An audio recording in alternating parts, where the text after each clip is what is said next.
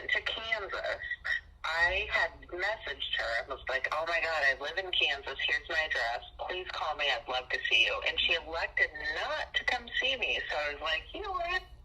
Fuck you, Sally. You know, Sally's not giving a shit about me in a really long time. So she helped Bella. She went to court with CJ and lied and said I was a drug addict. And I don't do drugs or drink. She said I was an alcoholic. And at the time, those were her issues back then. She lied about me really bad. No, but Kim not was okay. Her kids. Kim was threatening her kids. So there it is. Yeah, what Kim did was Kim told me to, she told me that CJ was hitting my children. What happened was I asked Sally to watch my kids while I had surgery, and my life has never been the same. I have the CPS report. Now, my kids were only there a few days. When Kim and Sally, Kim wasn't even supposed to be there. Her husband molested my kids. She lived in Georgia. Okay, she flew in, invaded Sally's house. Sally let her with my kids there. Well, I was in California getting ready to have emergency surgery from a tumor on one ovary and a ruptured cyst and twisted ovary on the other. And I was in a lot of pain. And Kim and Sally got in this huge fist fight that lasted like 10 hours. My kids were locked. Yeah, my kids were locked. It was like 3 days after they got there. My kids were locked in Sally's room. It was 4th of July, 2012. I had not had a relationship with Sally in several years because she didn't care about molesting my kids because she was partying. And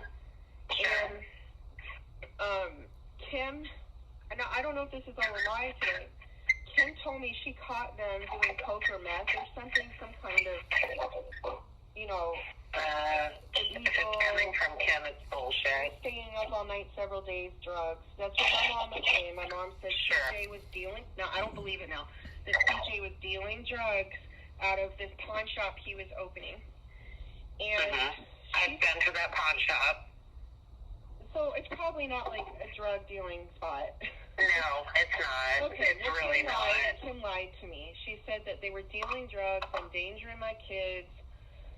First, Sally called me and said, you need to call the police. Kim is hitting me. She's trying to steal your kids and kidnap them and take them on a plane to Georgia where they could get molested again by Bo. And I was like, do not let that happen. What is going on?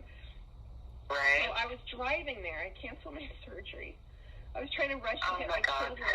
And I was trying as fast as I could. And they were fighting and fighting. And my mom's like, CJ and Sally are on meth. And CJ is beating up your kids. And I was like, oh my God.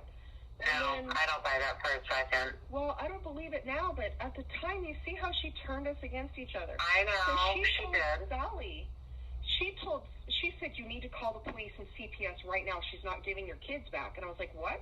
I go, look, I'm coming right now. Like, what is wrong with you guys? Like, just stop it. My kids were locked in a room for like 10 hours, you know? No food, no water while they fought like this. And oh my God. Sally's coming off a meth. And years ago, Sally had a meth and coke problem with Dave, Taylor's dad. But she said she had been clean for a long time. And I believed her. And today, I feel like Kim was a master manipulator. That's what I feel like. And so she told Sally, Sarah says that she's going to turn you and CJ in. You need to help me. Oh, my God. Bella and Kaia. And so I had given Sally this medical emergency temporary guardianship in case Bella had a seizure. In case Bella had a seizure. So Kim and Sally thinking I'm turning them in, and I hadn't at the time. I was just trying to come get my kids. And neither one of them were answering the phone because she manipulated Sally against me. So I was trying to get there. I was like, oh my God, what's going on? You know, I'm thinking CJ's beating my kids up. They're on meth. I'm like, they're in a drug house. Kim told me off, and she really convinced me. I was really scared. And so I'm driving there, and while I'm driving there, because it's like a 6-hour drive, they go to first thing in the morning, when I had left, they took Bella to the hospital because my mom started manipulating Sally that Bella was having silent, unnoticeable seizures. She wasn't. Oh my God. So she went and medicated Bella really hard at the ER. Oh, my God. I'm not kidding. Then she went to the Social Security Administration, and she told them that Bella had been abandoned all year long, and I was a drug addict, living out of my car, and I was on drugs, being beat up in front of my children. I had abandoned, and Sally backed this up to CPS. I'll send you the report. My kids had only been there 2-3 days when this report was made. I want you to read it. Sally told them that was what happened, too. Oh, I know that she's a mass manipulator. Sally's thinking I've turned her into the FBI and the police. And yeah, so I'm still driving, and my mom's at the Social Security Administration. She steals a year's worth of Social Security back payment. Gets my Social Security number frozen. I've had a frozen Social Security number for 6 years. And I had a boyfriend, so luckily we had our homes in his social. Because my social, I still haven't been able to clear up. Tell me how crazy that is. She told them when I had changed it for domestic violence purposes only and stalking, she told the Social Security Administration I was a criminal on the run, a drug dealer, drug user, who had changed my Social Security number because I had so many crimes. I was running from CPS. And I didn't even know that she had made all these CPS reports in retaliation from me finding out about the child porn and Bo and molesting Kaia. So she'd been making like 20 reports against me. I had no idea. She threatened me, but I didn't really think she did that. And because I didn't report him, I just ran away across the country when that happened with Kaia. And I was scared. But then she just started making all these reports on a regular basis. And oh my God. I know, so sick and crazy. Like, I know you believe this because you know my mom. No, that's, like a judge. Nobody believes it. Because they look like so snotty, like they're so classy, everybody's trash. And your mom is such a conniving. Oh my God. So she had me convinced that Sally was this drug addict, drug dealer who's beating my kids with CJ. And no, listen, she stole $10,000 from the Social Security Administration within 24 hours of this fight with Sally. And yes, they didn't give it to her immediately, but they gave her this huge back payment check of $10,000. Oh my God. Because I had abandoned my daughter all year. She wasn't even there a few days.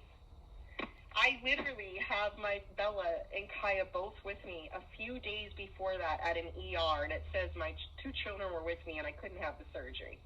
So I can literally, like, put her in prison. That's why she's doing this to me. Because she knows, like, she's been turned in for all this disability fraud.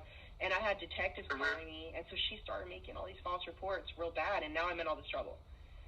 And Sally helped her.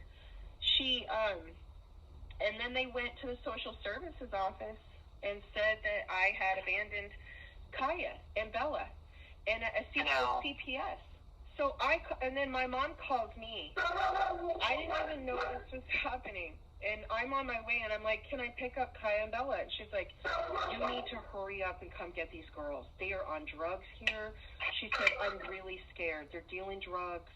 It's so dangerous. She said, I'm afraid for my life. I want to leave back on a plane and take your kids, you know. And I was like, what are you talking about? I'll cancel my trip. Do not take my kids with your child molester husband. I don't even want you around my children. Get the hell out of Sally's house.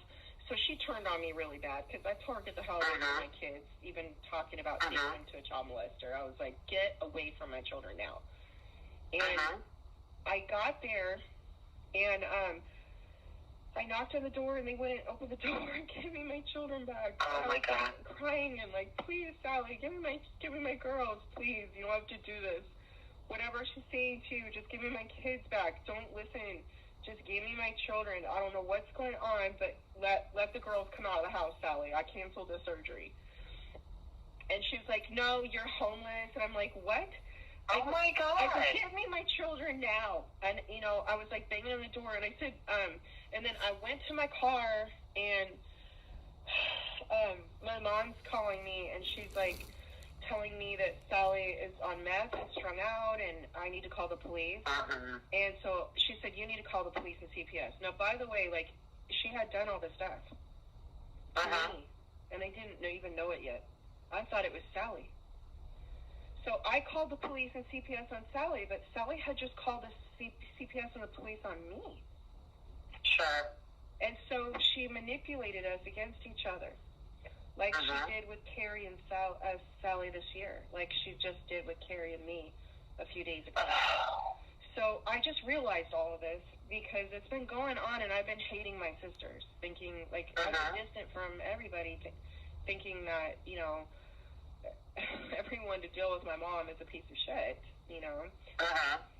But, so the police come, and they knock on the door, and Sally has to answer, and my mom says, you know, we've taken custody of Bella. She abandoned these kids. And Kaia's like, she was only 5. She's like, my mommy never abandoned me. I just saw my mommy a few days ago. I want to see my mommy. And she ran past everybody and pushed through the policeman's legs and ran into my arms across the street as hard as she could. And that's how I got Kaia back. And I was holding her really tight. And possession's 9/10 of the law. You know, it's like I got my girl back. And I walked over, and I was trying to get Bella out of the house. I didn't know she was drugged. She was really, really drugged. God. And my mom said, she said, she gave up custody of her a few days ago to us. She abandoned her. And I was like, what? I go, look at the paper. It says for a medical emergency only while I have surgery in California. That's for Sally. That's not for this child molester's wife, who I don't even call my mom anymore. I go, you know what? She's manipulating, and I tried to tell them that, and I don't know what she's trying to do. She's trying to take my kids back with her child molester husband so he can molest them again, I guess. And Sally backed her up. I guess she had told Sally I was trying to take her kids, and my mom had also called CPS on her kids, making these false reports. She made it really bad that they were drug dealers, and yeah, the social worker told me later. Sally still doesn't even know that. So the social worker came, and I was forced to leave Bella there. And the social worker came, and Bella's all drugged. So she was, like, going along with Kim, what she was saying. Because she was on, like, it's not Valium. It starts with a D. It's like an elephant tranquilizer for her. Like, it's just extremely strong. And she's mentally handicapped, so she just was, like, I guess going along with whatever they were saying. And they were saying that I made her sick. Now, Bella was born sick. She was, everyone in my family knows, she was hospitalized from the beginning. They knew that she had a malformation not formed in her brain. And she had all these seizures, like up to 80 seizures a day for years. She was really a kid. She wasn't supposed to walk or talk or roll over or live past 5. And I took her to speech, physical, occupational therapy 6 times a week. I took her to see a world specialist in her disease in Toronto and got her on this medication, not even FDA approved, which helped stop her seizures. And she started getting her development back. And because I fought for her, she's alive. And the fact that, like, my mom told the CPS, and I didn't even know this, and Sally and Carrie went along with this. I have her IEP that says I made her sick, and I abused her, and I hit her, and that's the only reason she has seizures. What? Yes. And my mom lied to all her doctors, to all her teachers. She took custody of her. Carrie took custody of her first. Well, first, they pushed Sally to do it, and Sally had heart surgery within a couple weeks of all this starting. And so that was when I was in Manhattan. 6 years ago, right? Yes, that's when Carrie flew in and lived in Arizona. She left her cheating husband finally. She found a purpose in stealing my daughter, being manipulated by Kim. And my Aunt Chris, I know this is all too much. My Aunt Chris told me, my Aunt Chris, Kim's sister, told me that up until that day when she went to Arizona and moved her kids and left Carrie, that she had been in therapy. She had mental breakdowns, suicide attempts, and hospitalizations over the abuse we had as a kid. And on medication, I had no idea. I had no relationship with Carrie because she denied molesting Bella. So I had next to no relationship with her for 20 years. I don't like her. I think she's super fake, and I do too. I'm with you. And I feel like she's Kim's minion. Yeah, and I feel like she was always fake when we were kids. She used to act like she was protecting so bad. me, but she was always throwing me under the bus, trying to be the good one, and letting me get the life beat out of me, you know, to the point where, like, Kim cracked my head open. I don't know if you know, they broke my arm, they cracked my head open. I almost died. I knew they broke your arm, but I didn't know they cracked your head. Kim, what? Oh my gosh, this was like not long after you guys had left one summer. Remember that Hawaiian shirt that was, I don't know if you remember, I have like strong memories, but it was blue and green and short sleeve button up and white, and I used to wear those white shorts with it. I used to wear that a lot. I don't know if you remember that, but I do. Okay, so I'm in the kitchen. You're my favorite memory. I love you. That's the only memory that I love you. I missed you. I hated everything else because it was horrible. It was horrible, and we had such a cool bond. We played so fun, and me and Josh too. We loved animals so much together, and you and I and Josh had a special bond. It was like when you guys came, it saved me from how bad the abuse was. I know. It mellowed out when you guys came until they got comfortable enough to start hitting me in front of you guys again. But, and they didn't. Yeah, they didn't let that lapse. I know. They didn't let it last too long. I know. So remember how I used to get beaten for not cleaning properly? Yes. Because I was the slave, right? I was the Cinderella slave. God, it made me so uncomfortable, Sarah. It really did. You've got to come testify for Kai's sake. Oh my God. And please. I will. They said I made everything up about my mom and that I'm a lunatic. And oh my God, no, she was fucking crazy. They're trying to 50 me. They're trying to forcibly put me in a mental hospital saying I lied about my childhood and my life with my mom. I swear to God. No, she was fucking crazy. She was Listen what she so did. Unstable. So this was not long after you guys left, and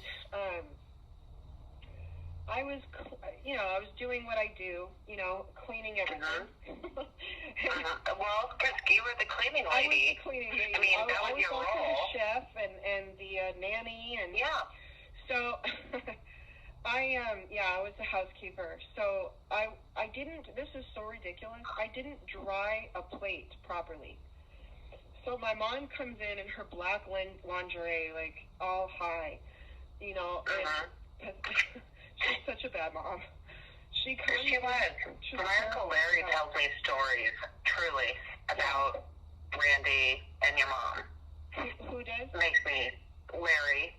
He used to go over there. He was always on coke. He was the coke dealer for Randy and your mom. I mean, but Randy and Cam are coke dealers too. Did you know? And weed dealers. And my mom used to sell. I know. My mom used to sell the food stamps because she was a food stamp worker for my grandpa Dick, who was a police chief in Omaha. And she used to sell her food stamps with the drugs. They would kick it down, like say if it was $30 in food stamps, they'd sell them for like $10-15 with the drugs. No. Isn't that gross? She used to work the system back then, just like she does today. So I'm drying. She's a master. Yeah, she is. I was drying this plate, and I'll never forget because I had tried so hard to dry the dishes right this time, so I wasn't gonna get beat up. And she came in, and she's like, "Is that still wet? Did you just put that plate away wet?" And I said, oh my no, God. And I just had the one towel, and it was already soaked, so I'm trying my best to dry everything with what crappy, things we had, broke as hell. Right. And she comes in and just starts snapping out at me like a lunatic, like she did, like some narcissistic psychopath. She was. What did you do? Is that wet? Is it dirty? And just started freaking out at me, and then she just grabbed my head and just pounded it on the corner of the countertop, and she started pounding my head again and again across the kitchen. She hit my head on the handle on the fridge. It was, remember that fridge we had in Arizona with the eucalyptus trees on that street? And it was like this old fridge, and it was sharp. The handles were sharp on the fridge, okay? Yeah, they were. I remember. My head open more, and then she got me on the ground, and she was pounding my head on the ground, and I knocked out. And I woke up in a pool of blood, And that Hawaiian shirt and that was white shorts I was soaked in blood and laying in a pool of blood. And the whole kitchen looked like a murder crime scene. I swear to God. It was so scary. It looked like when I watch I can't watch Dateline, stuff like that. It's scary. I know. If I see any crime scene because I know her almost died that day. She came in and she was smoking a joint in her black lingerie. And she's like, Randy. Oh my God, I remember that to a T. And she's like, Randy, she woke up. What should we do? And he comes in and they confront me. And kicks you in the face? No. Oh my God. He comes in, and they're like talking about what to do with me. I was like, oh my God, and he's like, you need to get up right now and hurry up. You better hurry up. He's like, you need to clean up all this mess of blood before we take you in. He's like, we need to get stitches in her head. He's like, oh my God. And she's like, yeah, we better get stitches, or she's probably going to pass out again. I swear to God. And so I had to scrub the whole kitchen, bleeding from my head, covered in blood, trying to clean the blood off my arms, scrubbing it in the sink. Like, it was the worst day of my life, besides losing my kids those days. Yeah. And, oh my God, I was in the truck, that white truck, the pickup truck, and Kim on one side, who finally put some clothes on, stopped being a whore for a minute and got dressed so we could go to the bar. Yeah, and good luck with that. It's just such a whore how she acted. I'm sorry. I know. I don't even see her as No, she was. She was. No, she was. You don't even know. No. Like, she cheated on Randy in the end, so, like, you have no idea. And she cheated on my dad with his best friend. You have no, like, all his friends, actually, but his best friend mainly. You have no idea actually that she is. But, so Randy's on the other side of me, and she's on one side of me. And they're both telling me over and over that I'm a liar. And I'm a good liar all the other times, so I better lie to the ER. And I was like 9 or 10, And I was like, okay, and they're like, you better say that you were roughhousing with Carrie and you hit your head on the fridge or the counter, but you better lie good because you know that you're already a liar. Over and over. Oh my God. To this day, they both, like, Kim especially, tell Sally and Carrie and Bella and Natalie and Emma, like, brainwashing to everybody. Sarah's a liar. And it's because they don't want the No, you're not. They don't want... this is like the gaslighting from hell by these psychopaths in my life. And I have them all out of my life. I'm in California, and they still come for me. They still come. I know. They find my address. They send CPS and police to me. They will not leave me. God. They will not leave me alone. Kim's going to abuse me to death, Aunt. I'm telling you. No, yes, she Sarah, is. You know what she's I'm not going to let that happen. You have no, like, I need to get the court minutes for you because you're gonna cry. It's bad. No, she's a rotten fucking bitch. Really Sarah, I'm going to intervene big time on her plan. It's got to come out what really happened when we were kids. It's got to. Because she's horrible. Oh my God. And horrible is mild. Like, she is life endangering, life threatening. I agree. Not an exaggeration. And I look and sound crazy because I'm trying to get help from this psychopath. And it sounds crazy. Like, it was someone who's a sociopath and they're calm, and I'm, like, this upset, and I'm going through all this. Who do people believe when they're in the system and they don't know? And they've got Carrie and Bella backing her up, all crazy. All brainwashed. Yeah. And people are going to be but like... Carrie's been that way since day one. Carrie has always been Kim's minion. She's always been a little backstabber, do-gooder, fake. Of course. I'm a goody-goody. Right. Super I'm the good one. Love me. She always wanted Kim's approval. I know. That's what it is. And you've got to come and tell the truth because... I will. Like her sister... Sarah, I've got you. To come to, and... so my dad and his sister, they restrained from talking to Kaia, and they blocked them. And I don't know. No. Yes, he can't even come to court. He's not allowed to talk to Kaia, and he did nothing. And I don't know what Kim and Carrie said about them, but my dad, his wife, and his sister are not allowed in the case anymore, and we don't even know what happened. They're not allowed to talk to Kaia. He's done nothing. What I was told, and I don't know if this is true, was that Carrie and Kim convinced the child attorney and the social workers that my dad was the one that molested Kaia. Shut up. Yes, because the public defender said, well, wasn't it your dad? Aren't you covering for your dad? No. Like, excuse me?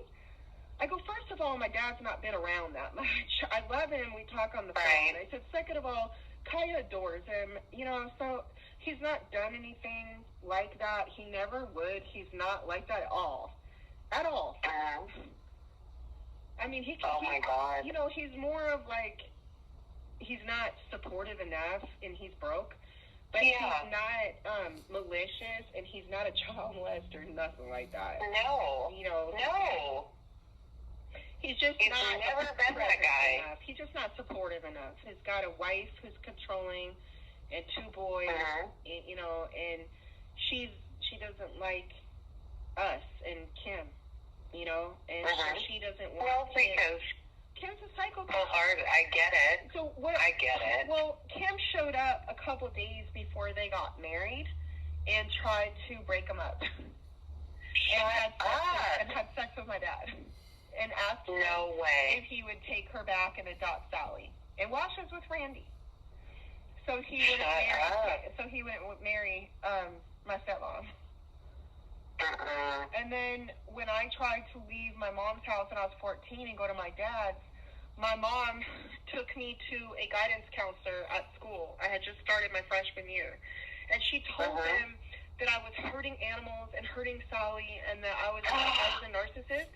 And I was lying about her doing drugs and beating me and trying to get her in trouble, but I was a liar and crazy.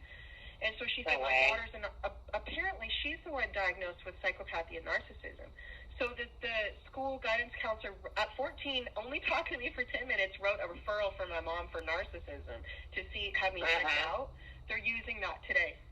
And my dad and Mary, when I went to live with them at 14, they also didn't know if all that was true about my mom beating me that bad and her doing weird stuff with people and doing all the crazy shit they were doing. Oh my God, she's so fucking weird. She got from day everybody one. to believe that I was a liar. Even my dad and Mary for a long time, and they No. Yeah, you got to tell my dad the truth about like the weird. Oh shit. my God. I'm the only one so that's fucking weird. Freaking truth. So she tried to get this false diagnosis on me by a school scheduling counselor in a school I did not attend for more than a couple days. Didn't even know me. 10-minute interview. My mom's like, I need a referral because my daughter's a liar and she's hurting Sally. I've never hurt Sally in her life, and I know. I don't know if you know this, but when Sally was 16, I got custody of her to get her away from my mom's abuse. I raised her till 18. I paid for private school. I worked 3 jobs with a sick baby to support Sally, and she's very ungrateful. Very. I'm sure. Sally accused me of stealing from her, the rotten little bitch. Are you kidding me? She's very... No. When I was staying with with Randy and Debbie. Debbie was apparently there's some ring that she was Ann stole it. And I was like, are you kidding me? It's a ring. Like, what? Sally's got some narcissism, I think, from being around my mom too much, honestly. I really feel that some of that rubbed off on her. Like, she goes back and forth from being really caring and then being, like, really snotty and, like, the cockroach in my mom's family and very hurtful. She's hurt me really bad with Bella to take my child and lie about me. But like at this point, I kind of don't blame her because Kim manipulated her so bad. And Kim's always trying to manipulate us about how terrible you were. So maybe she's probably around Kim too much when she was doing that with you. Because Kim always had a real issue with you, I think, because you just didn't buy into her shit. No, I never have. No, I think you didn't. You were always skeptical of her. No. It's like you were always on your, team mom and your own mother, Yeah, because she always tried to tell me how super great she was, and I was like, I'm not fucking buying it. When I see you having Randy come home and kick my sister Sarah in the face, and kick my brother Josh in the face, yes, no, back off. You are not super great. I remember you are toxic. Humiliated because I didn't want you and Josh to know how bad he beat me and Kim beat me. And I just remember, like, wishing that they just waited till you went home, you know? I broke my heart. Because I didn't want you guys to know and look down on me and know that I was, like, the one who was so abused and hated, you know? No, it's not okay. Because I loved you guys, and I didn't want you to do what Carrie was doing and, like, look down on me. And I know that she would act like she cared around you guys, but when you went home... No, she didn't. When you went she home, really didn't. She threw me under the bus every day of my childhood, really. I know. She didn't want to get beaten. And it put her in mental hospitals on medication and wanting to kill herself. That's what it did to her before she got sucked back into her mom when she left her husband. No. So, yeah, it did. She was having breakdowns. I wasn't having breakdowns. I was living life, you know? I was living my best life away from them. So... Oh, my God. But it was terrible. You know, she was throwing me under the bus. It was fake. I think it hurt her mentally more than me getting my butt kicked, you know?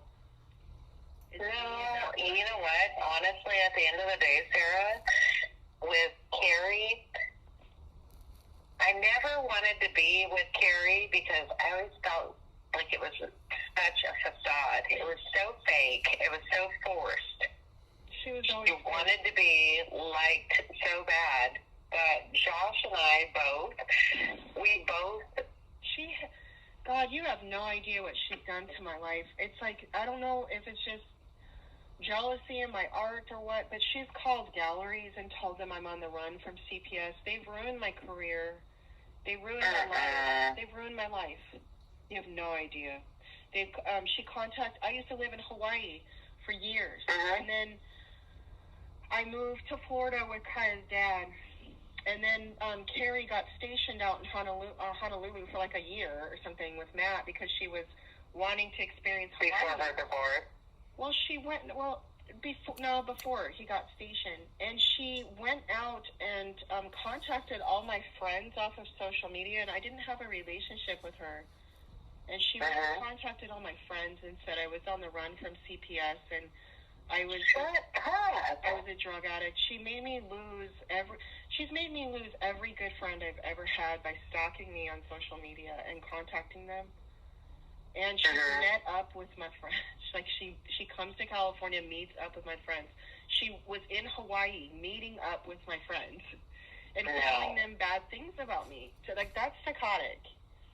And I've been crying to my dad for years, and he's just like he won't have anything to do with her. He thinks that she's super dangerous and that she's extremely toxic and pathological, lying to people about me, about my life.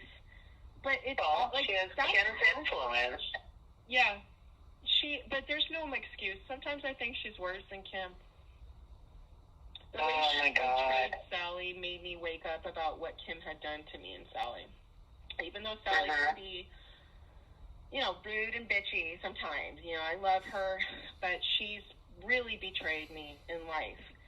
And she tried to discredit Bella and Kaia getting molested. And and Bella told her years ago that Bo had molested her. So that's like never sat right with me. To deny kids going through that. I just hate it.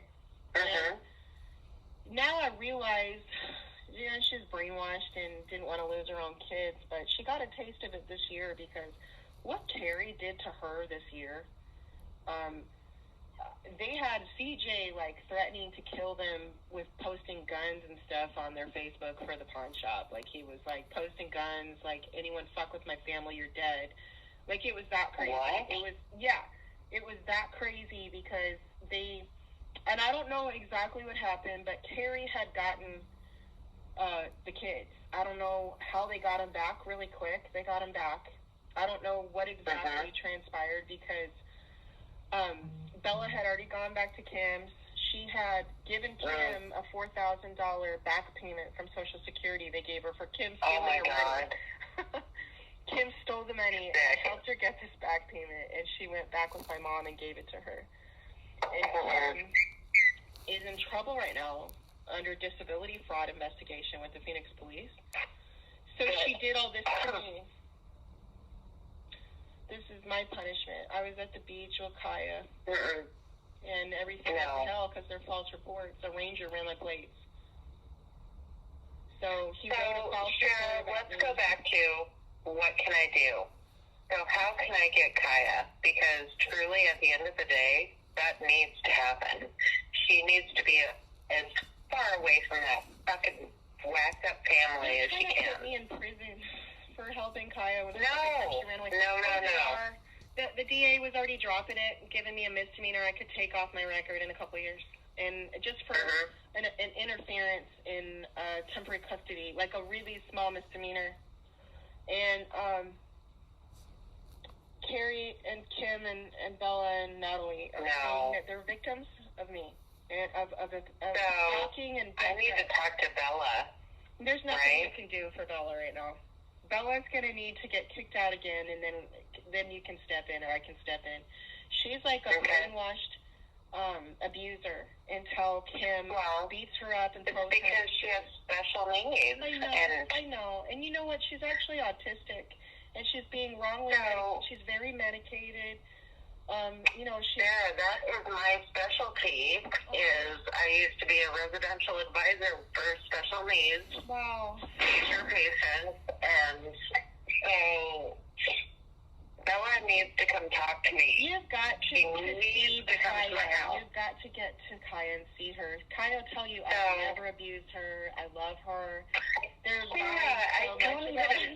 crazy. No, I don't even imagine that you would. This is her psychopath. I do.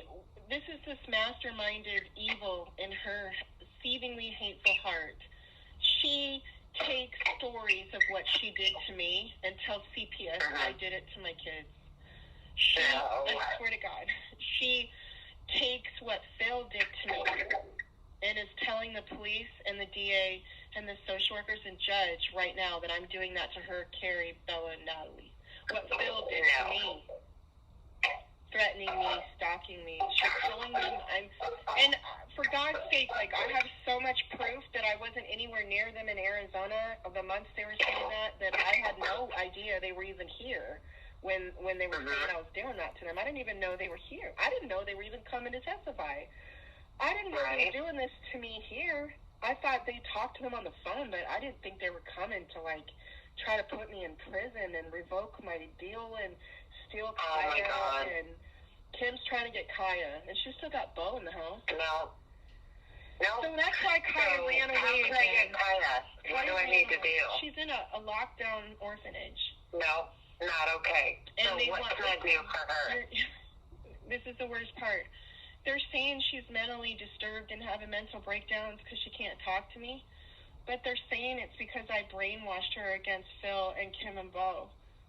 And they're saying that she's really deeply mentally disturbed and needs medication and may need hospitalized. No. So that's my specialty. So, Sarah, I've been telling everybody's been freaking out, but nobody's doing anything. Everyone's just like freaked out and scared, like my dad and his sisters, and they live really far away, but so what? And they're just like, they've been like calling and nobody will take their calls, and I tell them, you have to come here. My dad came here 3 times, and they won't let him even in the court. And I guess that they tried to put the child molesting on my dad. No. Which gave him a breakdown. He had a mental breakdown here and went home. I'm sure. He's like all broke down, and he's not helping me much. Like, he calls me and cries, and it's like, okay. Fuck. So, Sarah, tell me, when can I go get her? What can I do? I mean, because I think I'll figure out. She needs stability in her life. Yeah. And we've had it until I don't think you realize what's happening. Like, we live in beautiful homes. We have a beautiful life. And oh, my God, I don't doubt it. They find out where we live from Bella. Bella suckers me.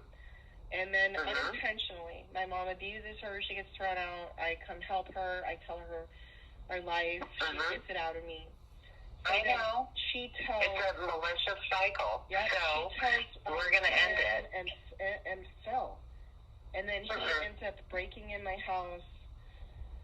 Kim ends up putting GPS on me. And together, they keep forcing us out of our homes.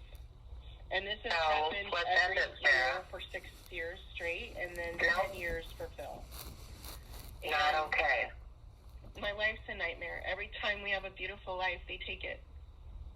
No, and the whole art world's like, everyone in my business that wants to work with me, that has worked with me, knows that I have this ex, domestic violence abuser, and a psychopathic mother who are terrorizing me and ruining my work and my life and my daughter's lives, and it's so embarrassing. And I've had to come out publicly now because they publicly ruined me when Kaia ran away for a couple days. They went on the news and said I had kidnapped her out of the foster. Oh my God, that didn't happen.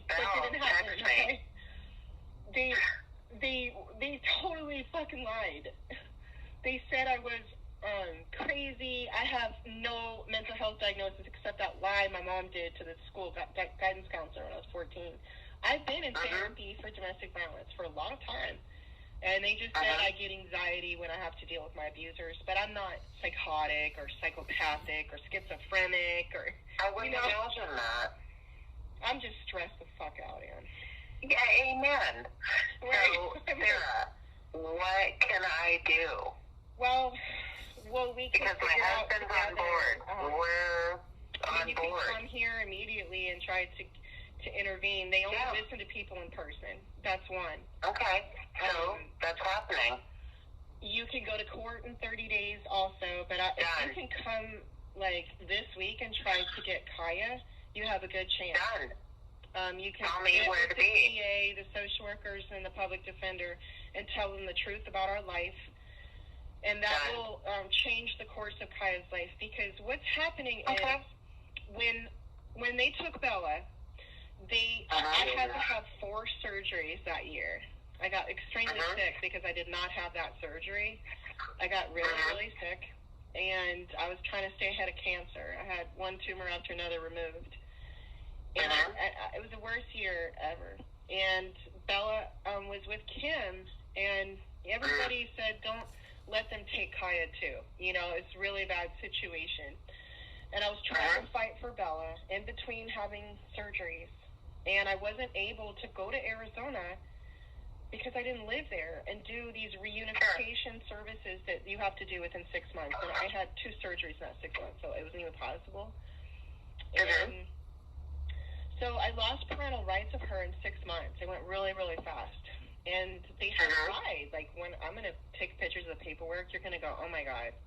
Like, Sally went along with that, saying I made her sick, and I can show you her medical records. Yeah, and then it happened to her, so I'm sure she'll never do it again, man. Yeah, well, that's the fact. But, Sarah, at the end of the day, I'm here for you. And we want Kaia to be in a good place. So I have to tell you honestly, we are in a good place. My husband and I are in a good place. Your family? I love you and I love Josh. And the love I have for you as children and the trust I know in my heart doesn't go away. And I wouldn't just ask you to do that. Like, I'm not pushing my dad to do it. I know there's a lot of people in my life that don't have the commitment heart. No, you have. And know the truth about our life. You know. I know. So I will go and I will fight, and my husband will be with me. We'll take Kaia into foster. So here's the deal. They're trying to, there's a jurisdiction hearing in 30 days. And what's happening then, another thing happened. I paid an attorney $2,500 a few days ago. She went into court to file a continuance for this trial. And Bella and Natalie and Carrie walked up to her and said I was threatening to kill them, and could she help them get a restraining order, and I was stalking them. And it upset my attorney so much, she went into the court and told the judge that I hadn't paid her.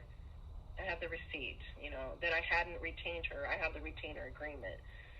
And she said that she was backing out and left.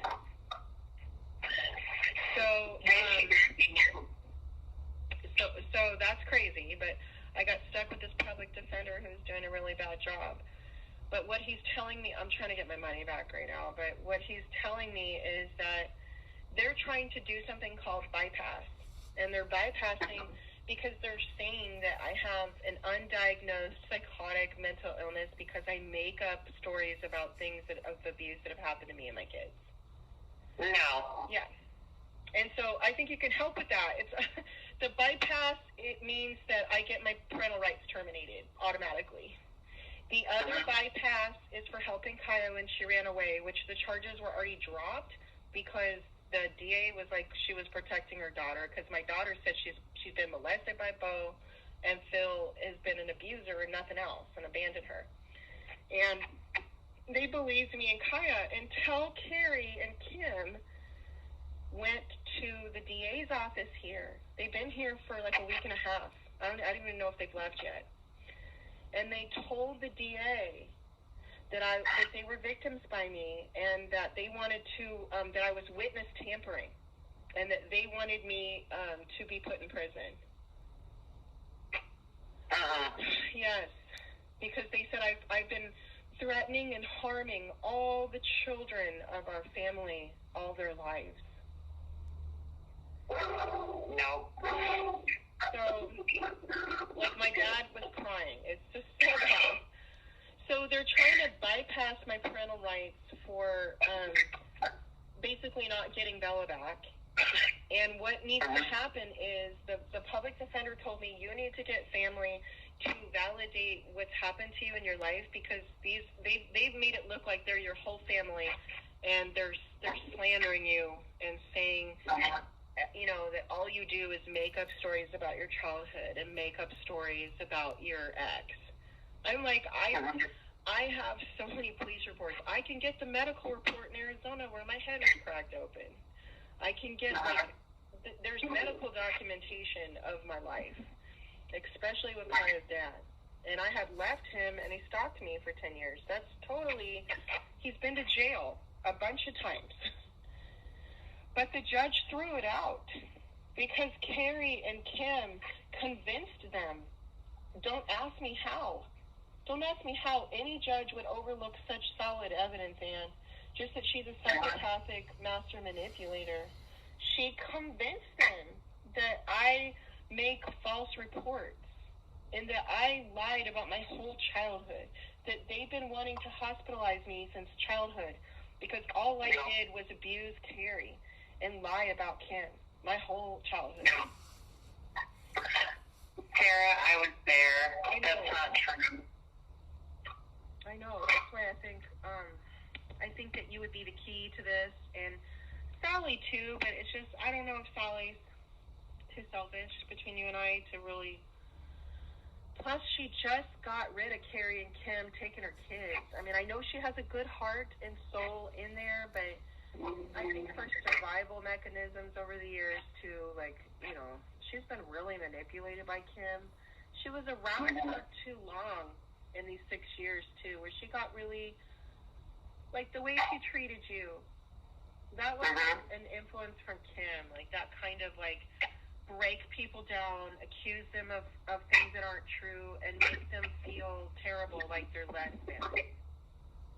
Yes. I was so betrayed by her. That's what they do. They betray. I'm so big on loyalty. I hate how backstabbing they are. It's so hurtful. What do you remember? You said you remember Randy kicking me in the face. I do. So I remember, I walk inside. What I remember is when you and Josh were kids and we came to your house. He used to hit Josh. And we'd spend the summers there. I remember Kim, she cued Randy. I don't know what happened. Oh, I know. But she was he was behind the door. And so he came in with his fucking cowboy boots and kicked you in the face. Yeah. And I was like, oh my God. Oh my God, that just fucking happened. Day. Like I said, when you came, it was so much more mild that it was such a relief that you guys were there. There was some accountability, a little bit. No, there really wasn't, because I remember, oh my God. And God forbid, if we made Sally cry, I know. Oh my God. It was the end of the world, and we were all Satan's kids.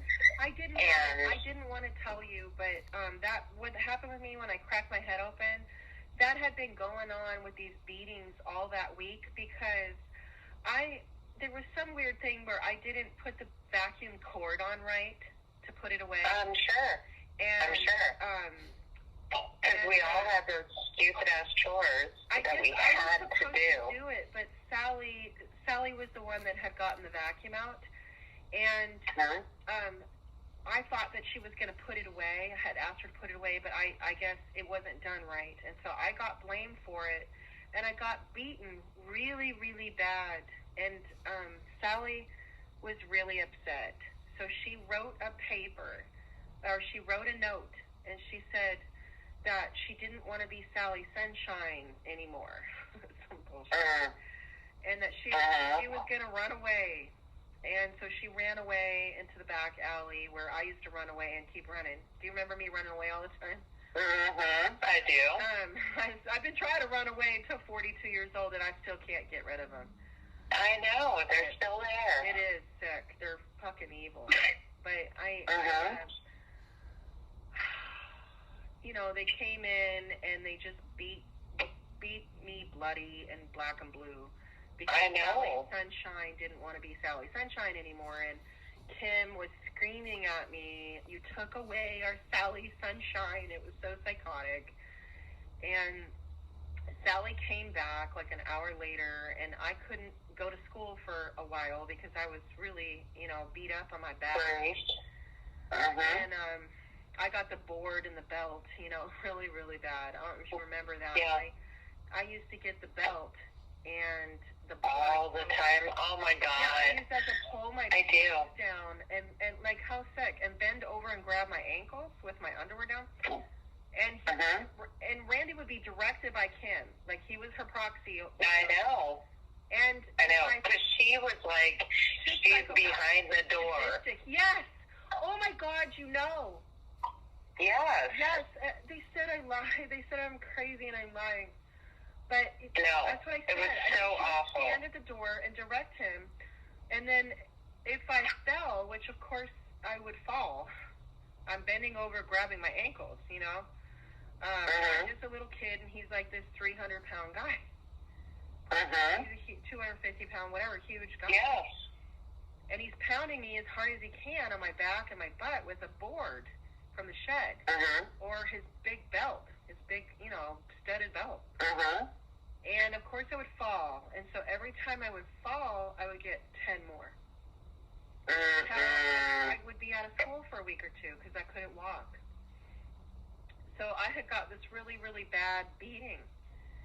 And what I never will understand is when I went to the hospital, I had bruises and stuff, and I just don't understand when I cracked my head open why the hell they didn't take me away from them. I know. I don't understand it. True.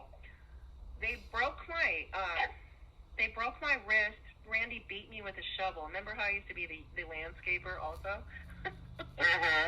I do remember that. We all were the landscapers. Yes. Anything they wanted us to be.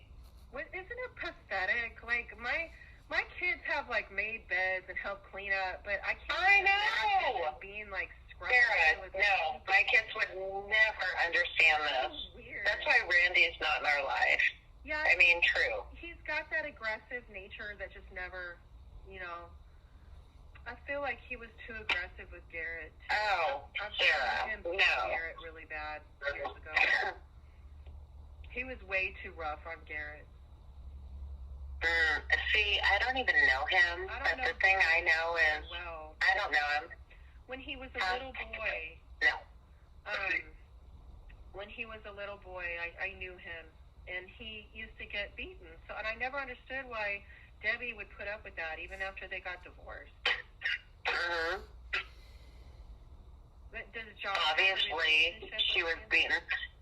Well, Josh tries, which is so sick. I told Josh, when Sally sent me a message saying that Randy was in the hospital, I told her, I was like, I don't fucking care. I don't care. What happened? I'm not interested. His intestines, he had some intestinal issue where he ended up in the hospital because he became toxic. Okay. And I was just like, you know what?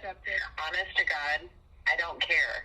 And Sally, I appreciate you letting me know, but I'm not interested.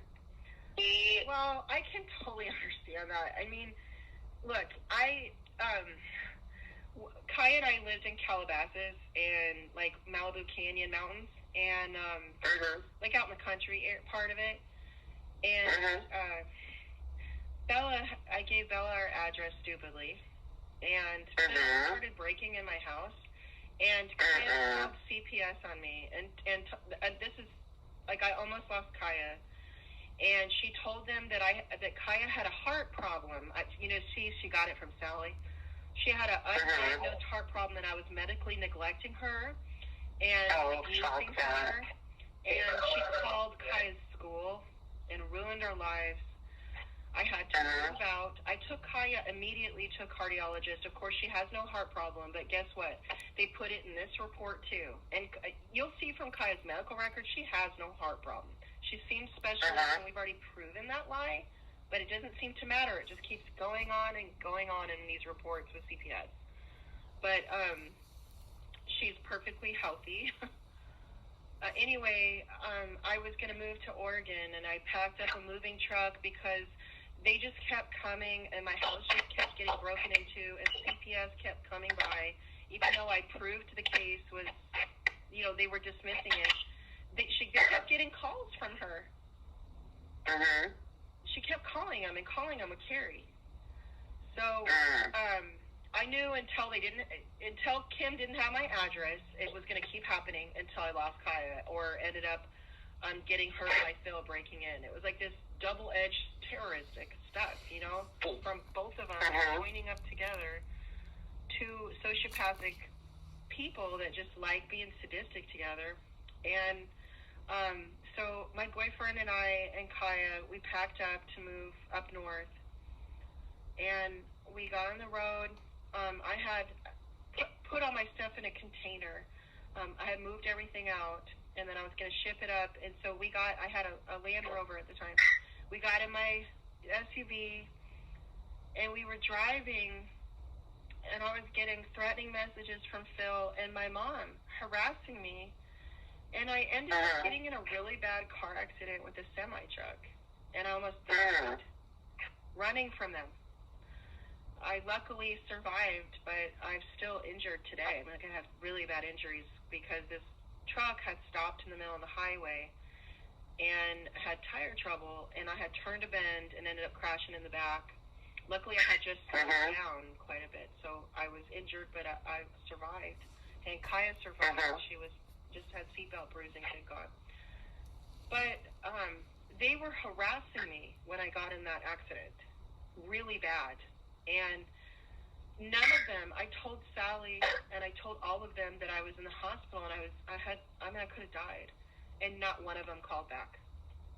So that's why I'm like, whatever.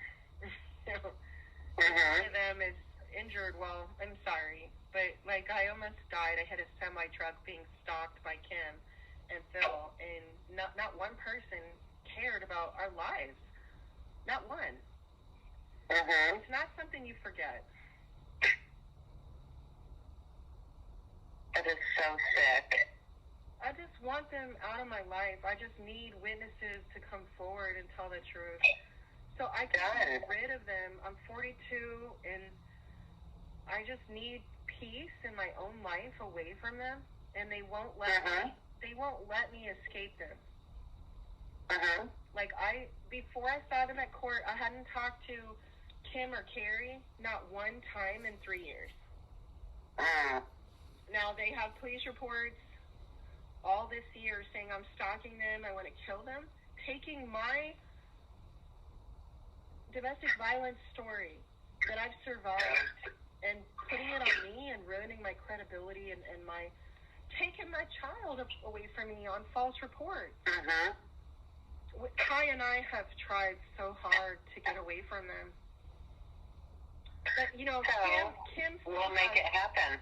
Well, Kim still has Bo supporting her, and so she has to silence us at any cost. She knows he's a child pornographer. He films it on his laptop and shares it. And, you know, so nasty. I can't even talk about him. I can't even handle it, man. I can't. He's so evil, you know. He's like an assistant pastor, and he's faker than they are. He never, ever gets mad. Never, ever. He's a Southern man. He gives Carrie money. He used to help Sally. Sally sold out to him and his help after he molested his daughter. He helps everybody with his money. His family comes from money. He's a good old Southern boy. But he's a pedophile who should be in prison, and I hate his guts so much. And the fact that they don't believe, like, I understood the confusion with Bella because she has memory problems and she can appear to be more high functioning than she is, but you know, then the challenges show through, and she can't count money. She's in diapers, mainly from him sodomizing and raping her when she was younger. Her muscles are damaged for life. But you know, she's got challenges, and so everybody was saying my daughter wasn't credible against him to say he molested her. And I believed her, and then I was escaping Phil this terrible time, you know, and my mom, being the master manipulator, and I'll never forgive myself, my mom convinced me that Bella had confused, someone else must have done it, you know, like it couldn't be Bo, you know, and couldn't Bella confuse Bo with somebody else? And eventually I fell for that. I hate myself for life for that. I really do. No. But, I do, because he molested Kaia and he filmed it, and she will never forget it. And since I caught the stuff on his computer, and Kaia had told Bella first, and then me, my mom's been nonstop coming for me. Nonstop. Because Kaia says that my mom walked in on him a couple times, and they would get a fight, but that she totally knew. And that she would go, not again, you know, and like they would fight really bad. And I came home, I was in college, I had gotten all these scholarships to art school, and I moved up there and I left Phil. He was, you know, beating me and stalking me. And I moved in with him, and she had convinced me to apologize to him. Yes. And I'll never be that dumb person again. But he ended up molesting Kaia, and then, you know, Carrie and Sally took his side. You know what they did to me in Arizona? What? Is before Kaia was born, Bella and I were in Arizona, and so were they. And Bella said, when my mom and Bo were watching Bella, that, and they used to always, like, really be pushy about her spending time with them. I never wanted, like, it was so pushy and awkward all the time. It just bugged me and pressured me. Well, she had ended up spending a little time with them, and they didn't get that much time with her. And during those times, he molested my kids. Well, Bella told me that he made her kiss his pee-pee and then pee-peed on the pillow. And then pee-peed on the pillow, and then read the Bible to her. And I immediately took her to Sally, and she told Sally and my mom. And because she had memory issues, so she would forget, like, in a week or so, you know, and just she'd have a seizure of some kind and forget. So, you know, I was devastated. And that night, they had a family meeting with Carrie and Matt, Dave and Sally. This is back when she was on meth and coke and stuff, and my mom was calling CPS on her all the time. Not me, Sally. She tried to kidnap Taylor back then. Dave had to call the police in Arizona. I want to get those reports. But Sally was struggling with drugs at the time, and Randy was doing them with her. I don't know if you knew back then what they had going on. I'm sure. And so, so this night was my birthday. It like at midnight. It was turning into my birthday the next day, and I had bought myself like this nightgown, you know, and it was kind of like short with a robe, you know, and with embroidery. It was like really, really nice. And I don't usually buy myself those kind of things. I had bought myself a bunch of pajamas from like Victoria's Secrets and stuff. It was my birthday, you know. And I had put it on, and there was a loud bang on the door. And Sally, I guess, without me, Sally, Dave, Carrie, Matt, Bo, and my mom had a family meeting.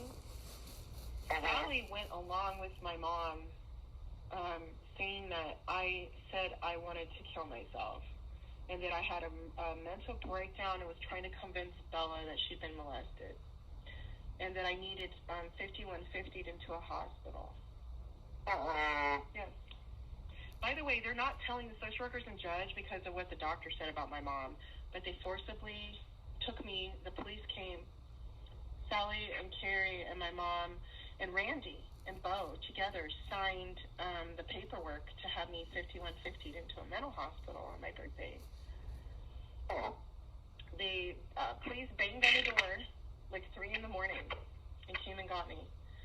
And I was in the nightie. And I don't normally, I hate lingerie, actually, but I like sweats, you know.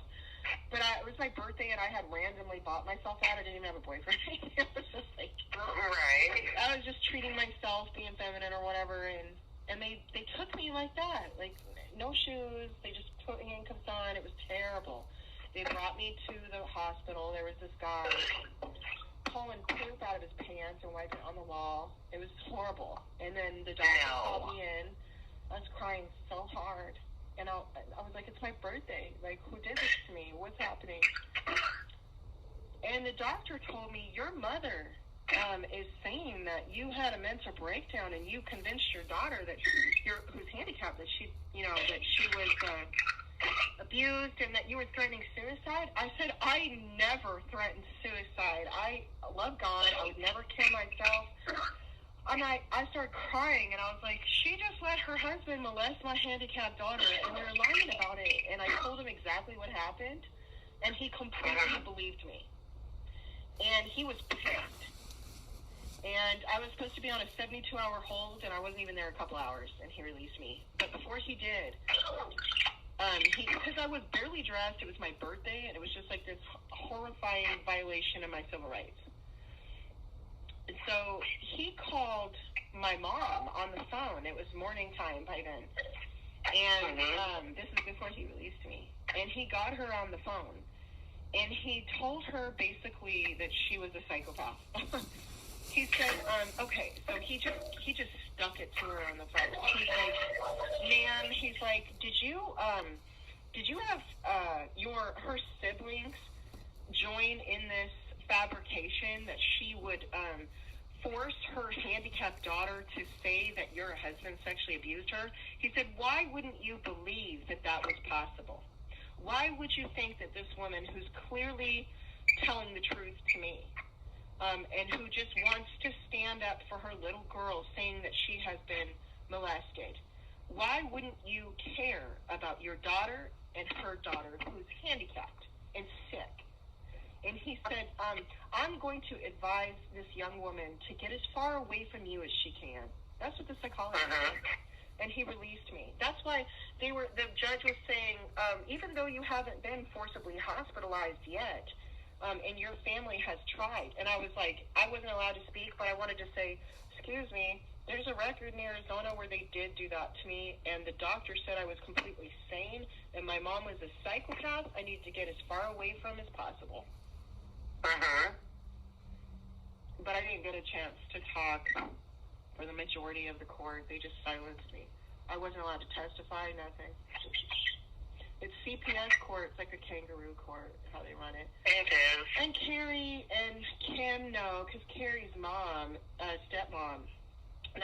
mother-in-law, Matt's mom, is this head CPS county supervisor over all of Maricopa for CPS. So, isn't Carrie divorced at this time? But his parents and Matt gives her $5,000 a month. She doesn't work. It's like the devil's idol in her mind every day or something. She's just wicked.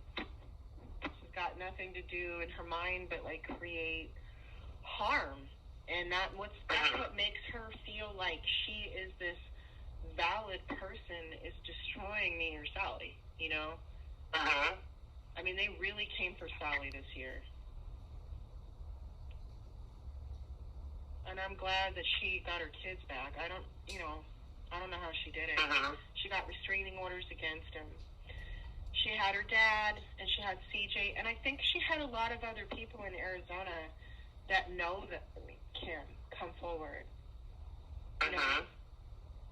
Because she was able to discredit him. So why doesn't that play into you? I just don't have, my whole family is really far. They've been calling.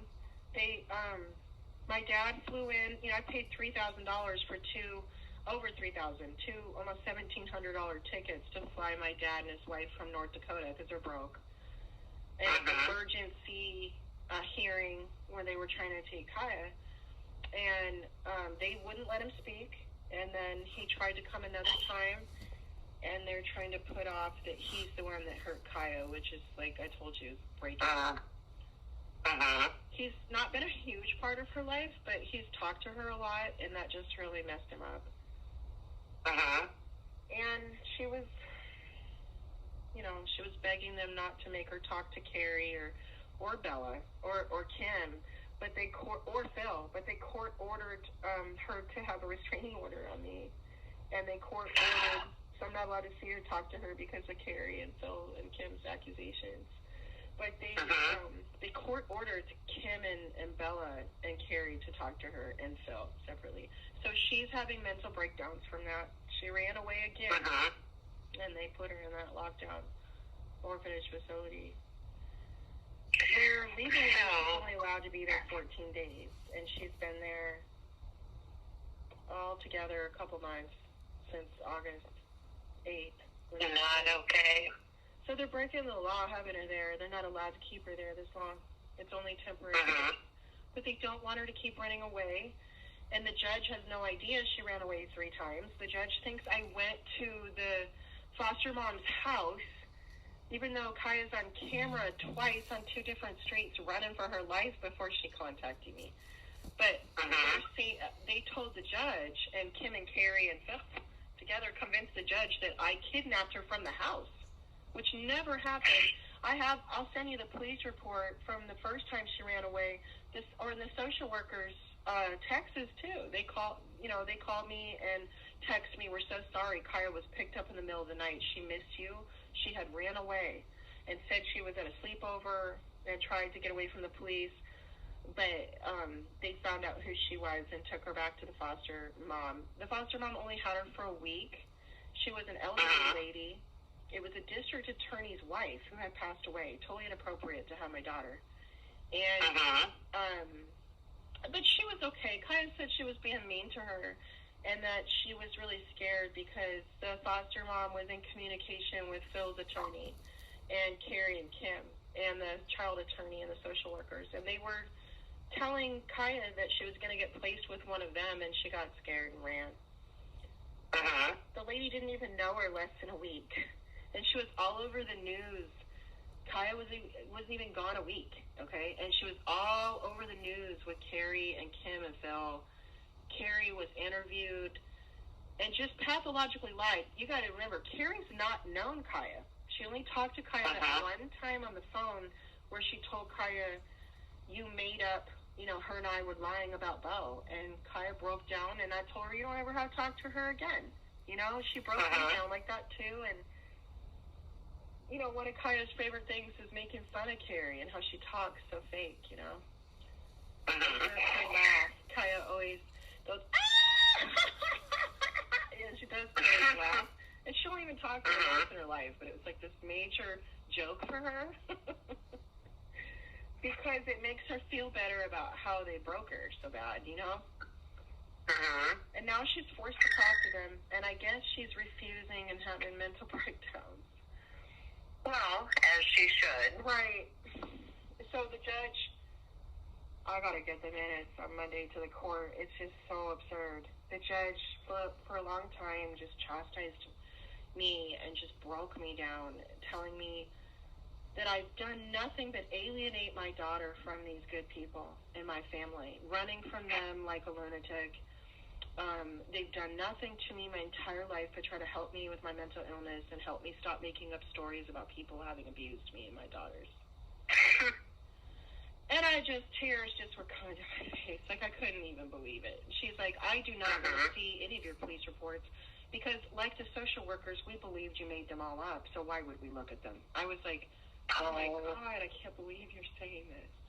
Like, I have medical reports, and I've had the crap beaten out of my face. Like, there's just no way you can say this to me right now.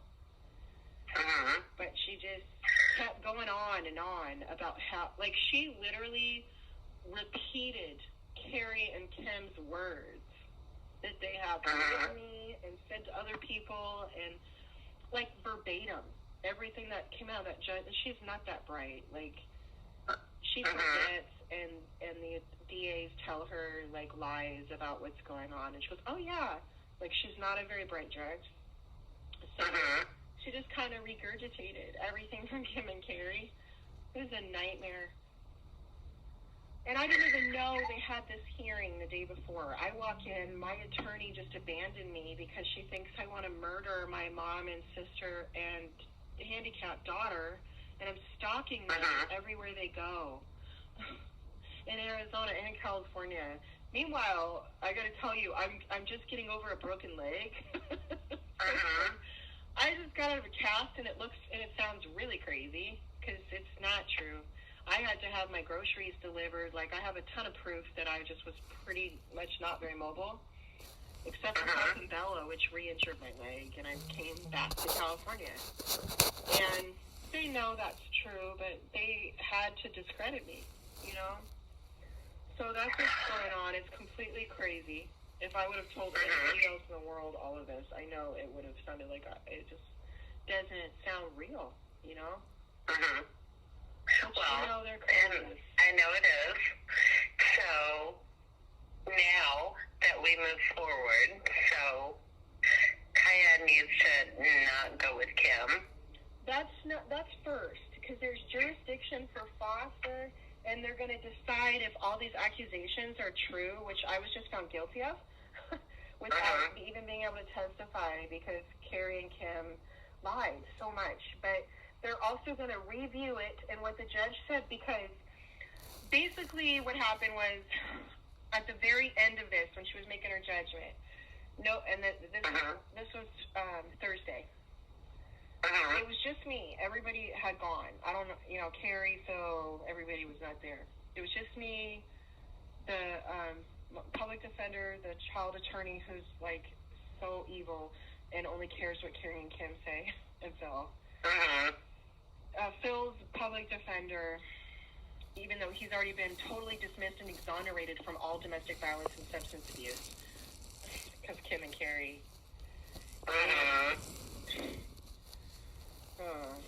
And the district attorney and the judge and the social workers. And then, the judge just went on and on about how I made up my childhood, and Kaia's like me. She's mentally disturbed and makes up that Bo molested her. And just on and on. Completely discredited me and said that they're going to move to bypass me. Meaning immediately terminate my parental rights without giving me any services, which they give everybody.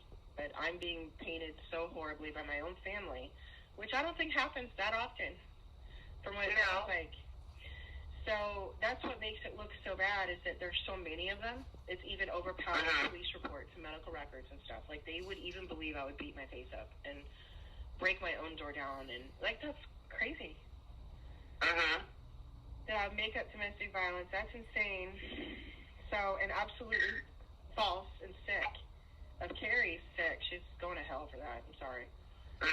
Well, she is. So, basically, the judge just went on, and I finally just intervened when she was done talking. I said, Your Honor, I need to terminate the attorney relationship with the public defender. He suppressed 200 pages I have in my hand of police reports.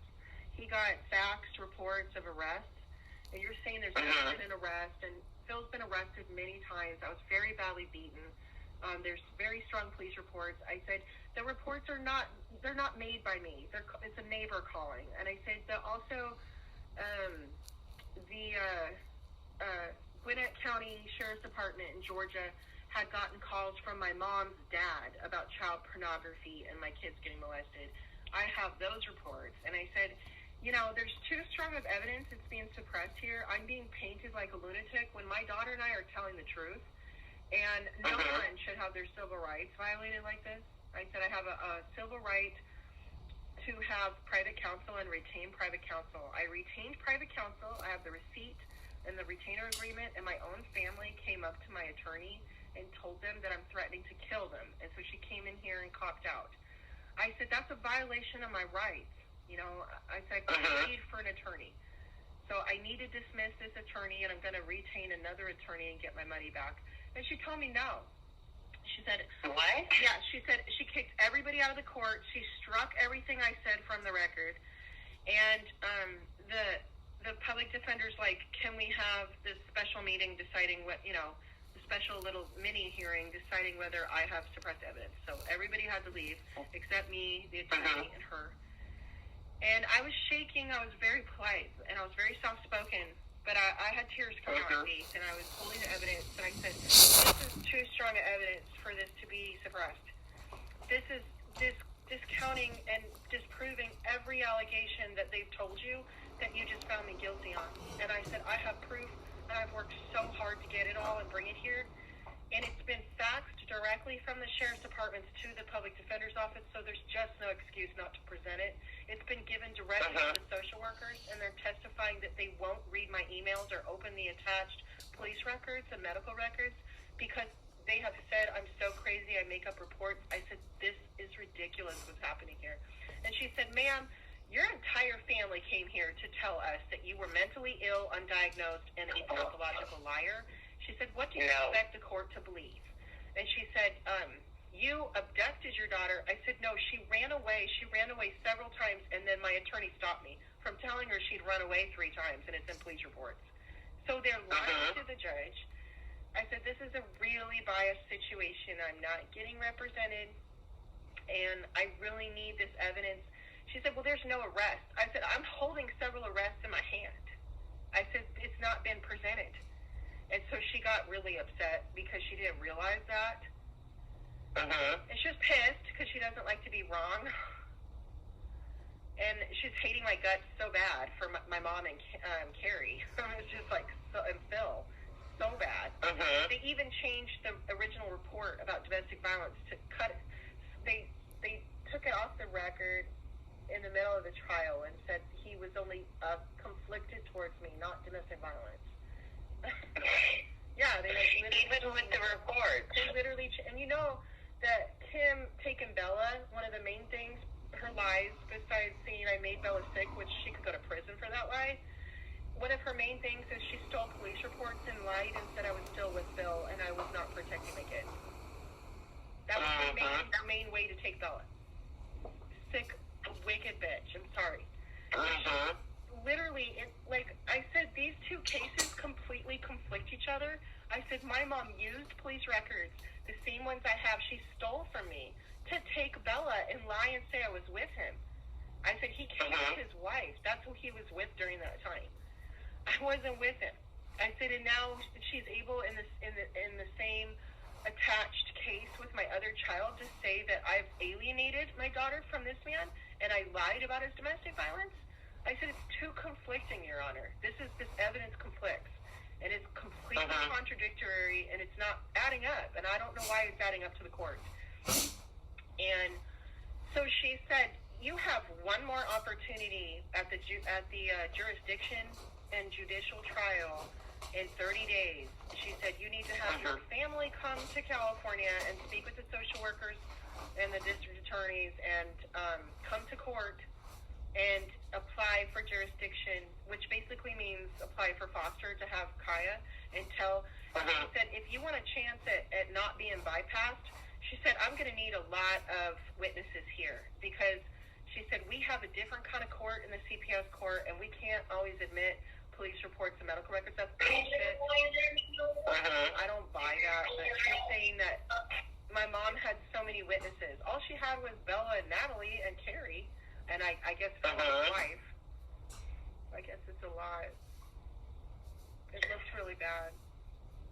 Well, so do you have contact information for this gal?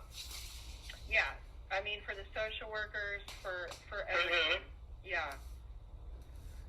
You know what? I think if you got involved, it would save our life. I'll be really honest.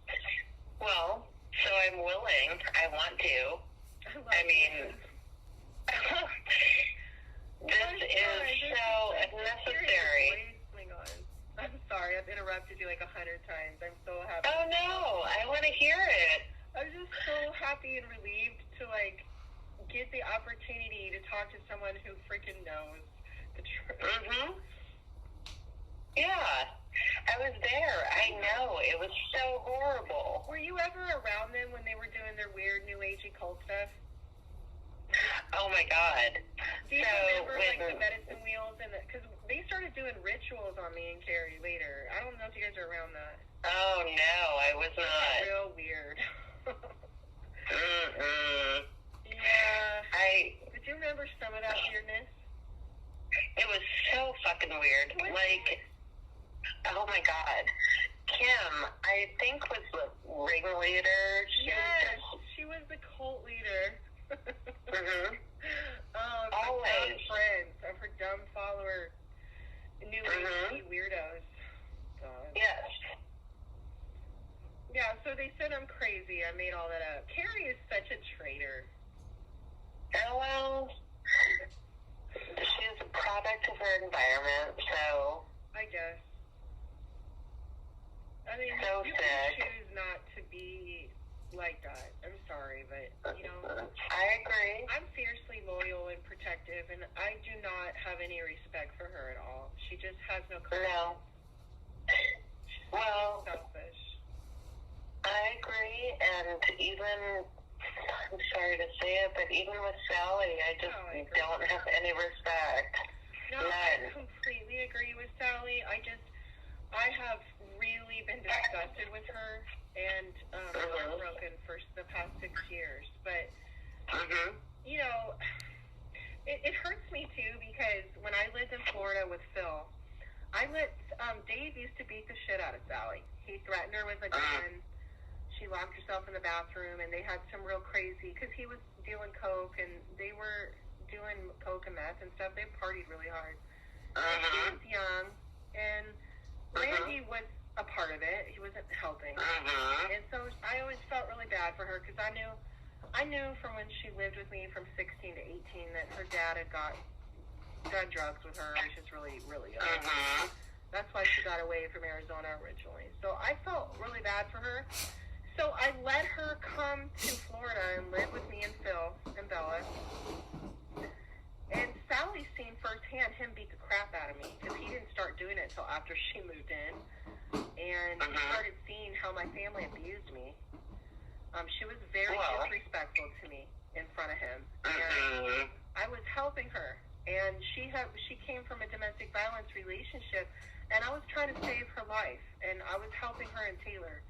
And she was doing drugs with Phil. She got him back on drugs. And, she was not respectful to me at all. And then she left, which was, I didn't want her to leave, but it wasn't going good because she was dating one of Phil's friends. They were doing a lot of drugs, and it just wasn't good. And I was getting in trouble and stuff from the neighbors. It was bad. And she's really resented me ever since then, but she doesn't realize, like, I tried to help her, and she had some addiction issues, and she pulled in Kaia's dad, and he's never been out of that problem since, and she doesn't understand that. You know, it's not her fault that he isn't sober and he has these issues, but still, you know. So, where is she right now? Is she still... Sally's in Arizona with DJ and Randy. Well, yeah, I get that, but where is she right now? Is she still struggling with addiction? Because I know Randy's close by. I know. I don't think so, but Sally's always been a super high-functioning addict, like no one I've ever seen. She can be as bubbly and sweet and charming and be totally high on coke, so it's hard to say. I don't think she could be working out and doing all these motivational things like she is if she was on drugs. So it's probably a lie. She's too old now. She probably smokes her pot, but that's it. She works out all the time. I don't think that her and CJ are all strung out. But CJ and Randy went into court in Arizona and lied about me for Kim with Bella. Are you fucking kidding me? No. Randy went into court and said I was a drug addict, strung out on drugs, and getting beat up by Phil. None of them even knew Phil. Neither one of them had... I didn't know CJ at all. But Kim convinced them that I was trying to take Taylor. And they were protecting Sally. She had heart surgery. I didn't even know everything going on. And so Kim was using that... You know, I was fighting for my daughter, and it was affecting Sally's heart. And, you know, she's just a master manipulator. She's always been able to manipulate Randy. He's like her dog.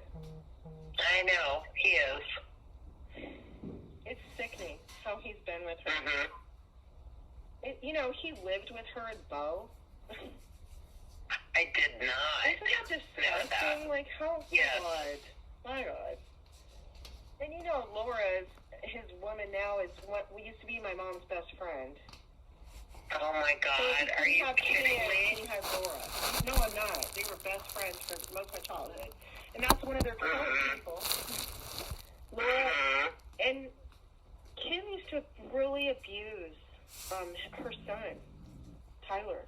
He was just so little, and she used to beat the hell out of him and make Randy beat him. He was just a little guy, a little 2 to 3 year old, and he had a hard time potty training. Do you remember she had that daycare? And she used to abuse the shit out of those kids.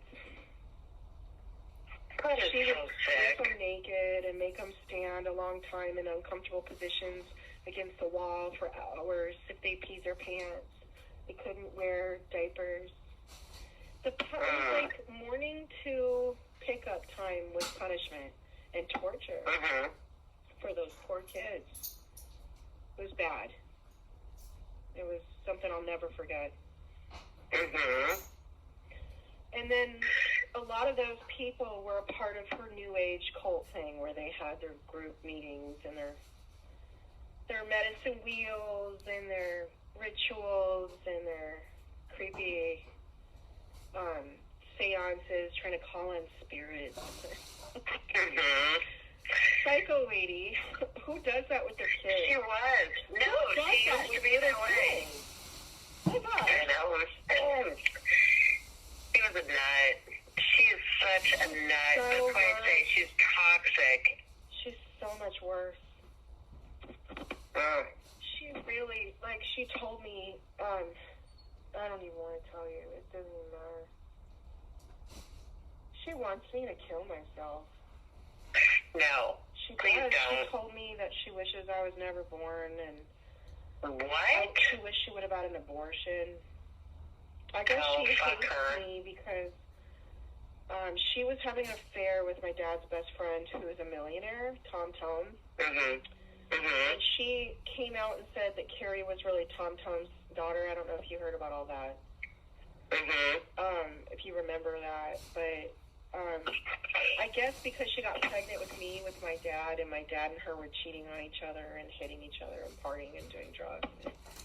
Mm-hmm. My dad was in a band too, and they were really screwed up, you know. And then she found Randy and did the same thing with him. But I guess when she got pregnant with me, and she couldn't be with the millionaire, and she, even though, like, other people say she was delusional and he never loved her like that, but she thought they were each other's loves of their lives to this day. And she feels like I kept her from this life, being a millionaire's wife, and this man she was madly in love with, Tom Tom, which was my dad's best friend since kindergarten. So that's super shitty. But he hates her. I don't know. She's still obsessed with him to this day. And she felt like I took her from that life by being in her body. Is that why she was so shitty to you? Yeah, because her pregnancy with me, like, she hated me throughout the pregnancy. She got stuck with my dad, and then she left him, and she was stuck with 2 kids. And then she got stuck with Randy, who she felt like was never good enough for her instead of this millionaire. And they were poor. She was always this snotty bitch who felt like she was supposed to be wealthy, you know, and have this life with this man. And she had a lot of years on Randy with him and his wife. Isn't that sick? Like, she would meet up with him and sleep with him throughout our childhood. Everybody knows about it, so it's really embarrassing. Well, no, it's not a reflection on you. That's your choice, so. It's just, she's so sick. She's so devious. And no one sees it. No, they don't. I don't know how she manipulates people to hurt my life when I don't have her in my life. You know, her and Carrie calling my galleries. They want to exhibit my work when I'm trying to make shows for them, and like just you know, I'll post something on social media that, you know, I have this relationship with this gallery and I'm talking to them a lot. And I guess because we're interacting a lot, which I don't draw anymore. My life's ruined publicly forever. But at the time, I was interacting with, you know, the galleries, and specifically one that wanted to show my work. And Carrie and my mom contacted them and said I was on the run from CPS and the police. No, I'm not kidding. This is right before they were going to show my work. I was working my ass off for months, doing all this work, and then everything fell through my hands. And I was asked, like, are you on the run from Child Protective Services? I was like, oh my God. My mom, so everyone in my business knows. And like who do they think they are to keep inserting themselves to steal my children, ruin my career? Like, I haven't even officially turned Bo in, and because she keeps being all these steps ahead of me. And that's another thing is, it's on the records. Both Phil and my mom have used those words because they talk, you know, that they're always, I think Phil said he was 4 steps ahead of me, and my mom said they're always 10 steps ahead of me. And the judge, from their testimony about me, the judge said, and you always think you're 10 steps ahead of CPS everywhere you go. And I was just like, oh my God, no, oh my God, no. You don't understand. Like, I deal with CPS, I close the cases out, but she just keeps calling and calling. But I didn't get, you know, too much time to talk until I had interrupted her judgment at the end, which she was really pissed off about. But I told her I wanted to fire the attorney, and she ultimately told me no. And then when she realized I had all this evidence, and she was suppressing it, and it was arrest records. It wasn't just like Did you hear that recording I sent you, Carrie? You're making up false reports on everyone. Just because you make up fake reports doesn't mean it's true, Sarah. Yes. We love you, Sarah. Did you hear her? She's such a bitch. When I was a little girl, way younger than Kaia, I had made this little box for her birthday, and I wrote little notes about how much I loved her, you know, little pieces of paper, because I was creative and I just put something together. Oh, always. You've always been that way. This little jewelry box or something with these little notes in it. Telling her I love her, you know, I love when we played Uno together or just little silly stuff, you know. I love playing Barbies. Really, she was always a bitch to me when we would play, but I always had to be demeaned in the process. And I was supposed to be really grateful and look up to my sister Carrie, and you know, be glad. Because she's super great, right? Because she is it, and I'm nothing. I'm the dog, and you know. So she's like, I have those notes, Sarah. Those little notes. I carry them with me everywhere. And I was like, I have not had a relationship with you for 20 years, nor do I care about those notes because you're not a safe person. You're sick. Yeah. But she's like, you're hurting the children. You're threatening the children. Did you go back and listen to that again? Oh, no, I heard that. She's told the district attorney, and much worse, the social workers, the judge, on a witness stand and in a district attorney's office to try to put me in prison right now. What? Yes, they have, because of her, I have a restraining order away from Kaia. And Kaia is crying to them, saying my mommy would never hurt me. Please let me talk to my mom. And they're saying she's mentally disturbed because she won't stop sticking up for me. Kaia is a really good She's a little girl. She's sincere and honest, and she's good. She's a special and wonderful, kind-hearted, and good person. And she's loyal and just, she's beautiful. You know, she's a doll. She's just very sweet, but she's also, actually, she reminds me a lot of you. She's not conned easy. She doesn't buy into bullshit. Like, you know how Kim used to try to con you and you weren't buying it? So that's how Kaia is. She's stubborn with a bullshitter. She will not budge. And that's what I try to tell him, like, you don't know Kaia at all, so you guys are doing this to her because, you know, they think that they can brainwash her. They think that she's not going to be bullshitted by them and their abuse. It's just, she's not Bella. She's not going to be manipulated. And she's not brainwashed like they're saying. She's just a solid, strong-minded person with a really good heart that's not going to let this happen to her mom after what happened with Bella. And she's seen Bella tortured. All those calls and all that time we were with Bella in Arizona and all that happening to her, Kaia was there. We're trying to save Bella, like, and then Bella would go get drugged. When she got back to Kim's, Kim would take her to the hospital and they would drug her hard, like on several, one time she was on 9 meds. What? And they're not giving her the proper medication for autism, which is what her disease, prenatal infantile spasms West syndrome, a rare neurological disease, it grows into autism. But Kim will not, Kim has told she's Munchausen by proxy, I think. She's told no one that Bella has autism. Instead, she says that she's traumatized from me and that she's mentally disturbed from me and that she's never had her illness, that she's only had seizures because I traumatized her by being with Bill and on drugs. And so she was so traumatized by being with me that she had seizures. Here's a person with a born neurological rare disease and autism that's being wrongly medicated, which is more brain damaging. And, you know, she wasn't in diapers with me. She's been in diapers ever since she's been with Kim. She's 21 and she's in diapers. Unacceptable. I mean, but Bella's being so sick. I just, everyone is like mad at me because they feel like I was so codependent trying to save her. She's my daughter and she's mentally handicapped and she can't be held responsible.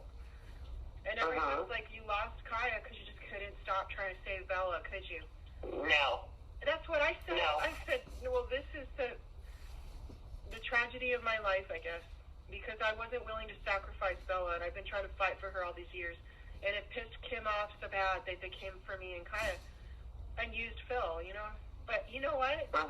one day I will have both of my children back, and the truth is going to come out. You know, you got to listen to that. You got to listen to that recording of Carrie again. And if you hear how Bella treats me in front of Kim with that other recording, and then how Bella talks about them when she's not with them, and how scared she is and abused. What would my God, like? That's all I heard. Yeah, wouldn't you do the same? Carrie in the whole tape, she's like, "You're hurting everybody's children. You're threatening us." Yeah, whatever. No, I didn't buy into that at all. Her voice, like, sickening. Her voice just makes me cringe. She sounds like a tranny or like a transsexual or something, trying to, like a old man trying to sound like a young woman. It's always like this, like, she just, like, tries so hard to have this nice fake voice, but it's just, like, so annoying. Well, it's rehearsed and obvious. Hi, it's Carrie. Ugh. It just sounds psycho to me. And Kaia. Kaia always... Kaia has such a great sense of humor, and she is so funny. That's how we deal with the pain of our family, is we joke a lot about it. And she's got to get out of this situation and laugh again. We would laugh every day, and that's how we would be happy again, is we would make each other laugh, and we would carry on, and I'd work hard, and we'd get our life back. We'd have to move again and be displaced and run from them and, you know, get domestic violence counselors again and family counselors and try to rebuild again. But we always would do really good again, and then they would get to us and come after us every year. Her whole life, you know? Not okay.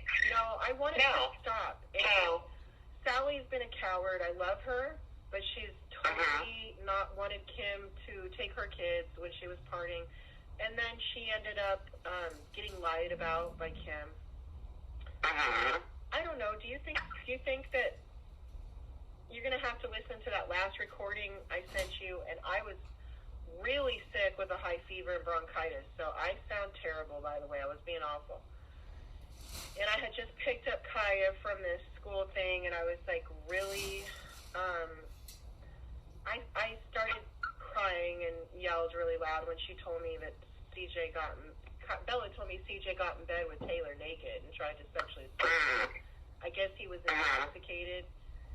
But I don't know if it's true. If it is true, of course I was trying to protect Taylor and I was getting involved in everything. But today, the way that Natalie and Bella and Carrie are lying about me with Kim, I don't know if it is true. I would be the first to stick up for any kid of any kind of sexual assault.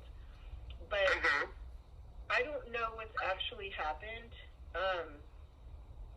I don't know. Do you think Randy is that much of a sleazeball that he would stay close to CJ after that? Well, I do. I think he's a fair weather guy. Yeah, I really do believe that. No, he's not. Except to Sally in life. I mean, tremendously to Sally. I've never understood their weird bond because he doesn't have it with anyone else on the planet. No, he doesn't. He doesn't care about any other kids like that. He's not. It's just weird. I agree, and I've told him I'm not for sale, and nor are my kids. We're not interested. Hard pass. Yeah, so I told... He would eventually want to beat him or something. I mean, really? He would eventually be like, knock it off, or get all weird and crazy. And yeah, he would. He doesn't like kids very much. I know he likes her and Abby, but I've always said that Abby gets slapped in the face all the time. I don't know if that's a lie, too. Like, I don't know what's really going on over there, because they lie a lot. But, I don't know. Randy's so abusive, it's just hard to say. The whole thing, it kills me. Mm-hmm. It hurt. Well, you know, he beat the shit out of my mom, so... Oh, my God, are you serious? Oh, my God, on a daily, yeah. It's What kids, the hell? yes. I never knew. I wish I would have known that. Yes, that is his behavior So from how start could to you let finish. him dominate over him? I don't know. He needed it in his life. I don't know. He was like to remind him of his mom. domineering psychopath over him, directing his abuse to other... To you and Josh. Yeah. Period. You know what he told me? Hmm. I don't even want to tell you. It's sad. It's a sick What mark is it? of an abusive jerk, you know? I mean, he when he cried to me, he said that he was angry that I wasn't his kids, that he felt like he lost. That's why he beat me all the time. Was one of the reasons. One of the reasons. Not okay. Fuck that, Sarah. Don't let that be his excuse. Right? No. That's what I'm like. No. Come on. You're And then not an also outlet. his excuse was that he got beat himself. Well, I got beat myself, and I don't beat my kids.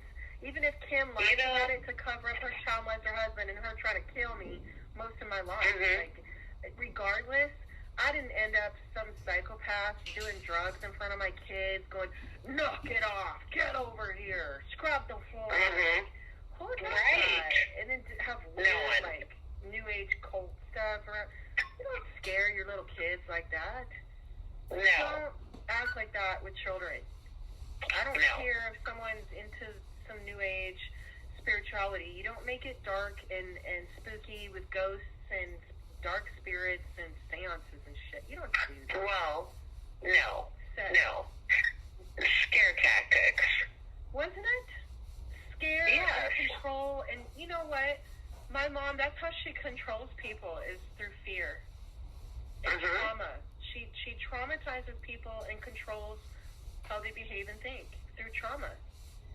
And, well, I think she was mad at me because last time I talked to her, she tried to control the fact, she's like, you need to let it go.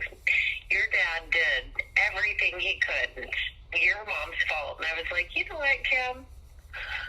F off. you know what is so disgusting to me is that she has the audacity to even intervene and speak on it to you as an adult. Well, and so truly that's where it was. I was just like, Kim, I'm done. I don't owe Randy anything. No. Like, I'm grown. I owe him nothing. You know I love you. You were like that as a kid. You were a little kid, like you were done. You were like, you always made him earn a smile even. Like, buddy, I don't, like, you know, I didn't know that he was hitting your mom. You knew oh my God. from a young age of how abusive and terrible he was. He didn't deserve the smiles or the love back. But to watch him come in and kick you in the face, I remember with cowboy boots, kicking you in the face. Day. You know what he used to do? No. I would walk down the hall, and they would say I was putting off negative, dark energy. So I would get punched in the face. I would get black eyes. I would get punched in the head. And do you know that Phil didn't abuse me till he saw how Sally and Carrie and Kim treated me? I was with him a year, and the guy never yelled at me or abused me until I was around our family, and they were abusive as shit to me. And then he started partying and doing drugs with Sally and drinking. Sure. And he's a narcissistic abuser too, but and he's terrible. But he wasn't hurting me until he saw just how much permission he had from my family. You know what I'm saying? Yes. They okayed it. They co-signed it for sure. And you know, I feel like with Sally too, like, you know, she treats me the way Randy treats me. She's always had this like total lack of respect for me as a human being, and I've saved her life. even from her own domestic violence with Dave.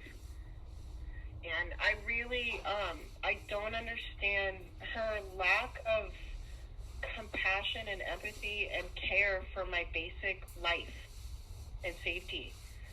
And, you know, when I was running from Phil, now I had saved her life when she was running from Dave was a drug dealer, you know, and he had guns and he was being real, they were all coked out. And I let her and Taylor come live with me, and I helped them, and they did end up in a shelter, but she was doing drugs with Phil and screwing a friend, and it wasn't going good. And I didn't want her to leave. We had a falling out, and I apologized to her for years because I love her. No. But, you know, I came to her later with baby Kaia and Bella, who's handicapped, you know, and I had left Kim and Bose, I felt like trying to molest Bella, and I had left Phil before that, and I just didn't have anywhere to go, and I was basically fleeing abuse, you know, and I was in school, and I was like, can you please just help us, you know, just briefly, and let me get back on my feet. I have financial aid coming, like, I have thousands of dollars coming. It was like in a week or something.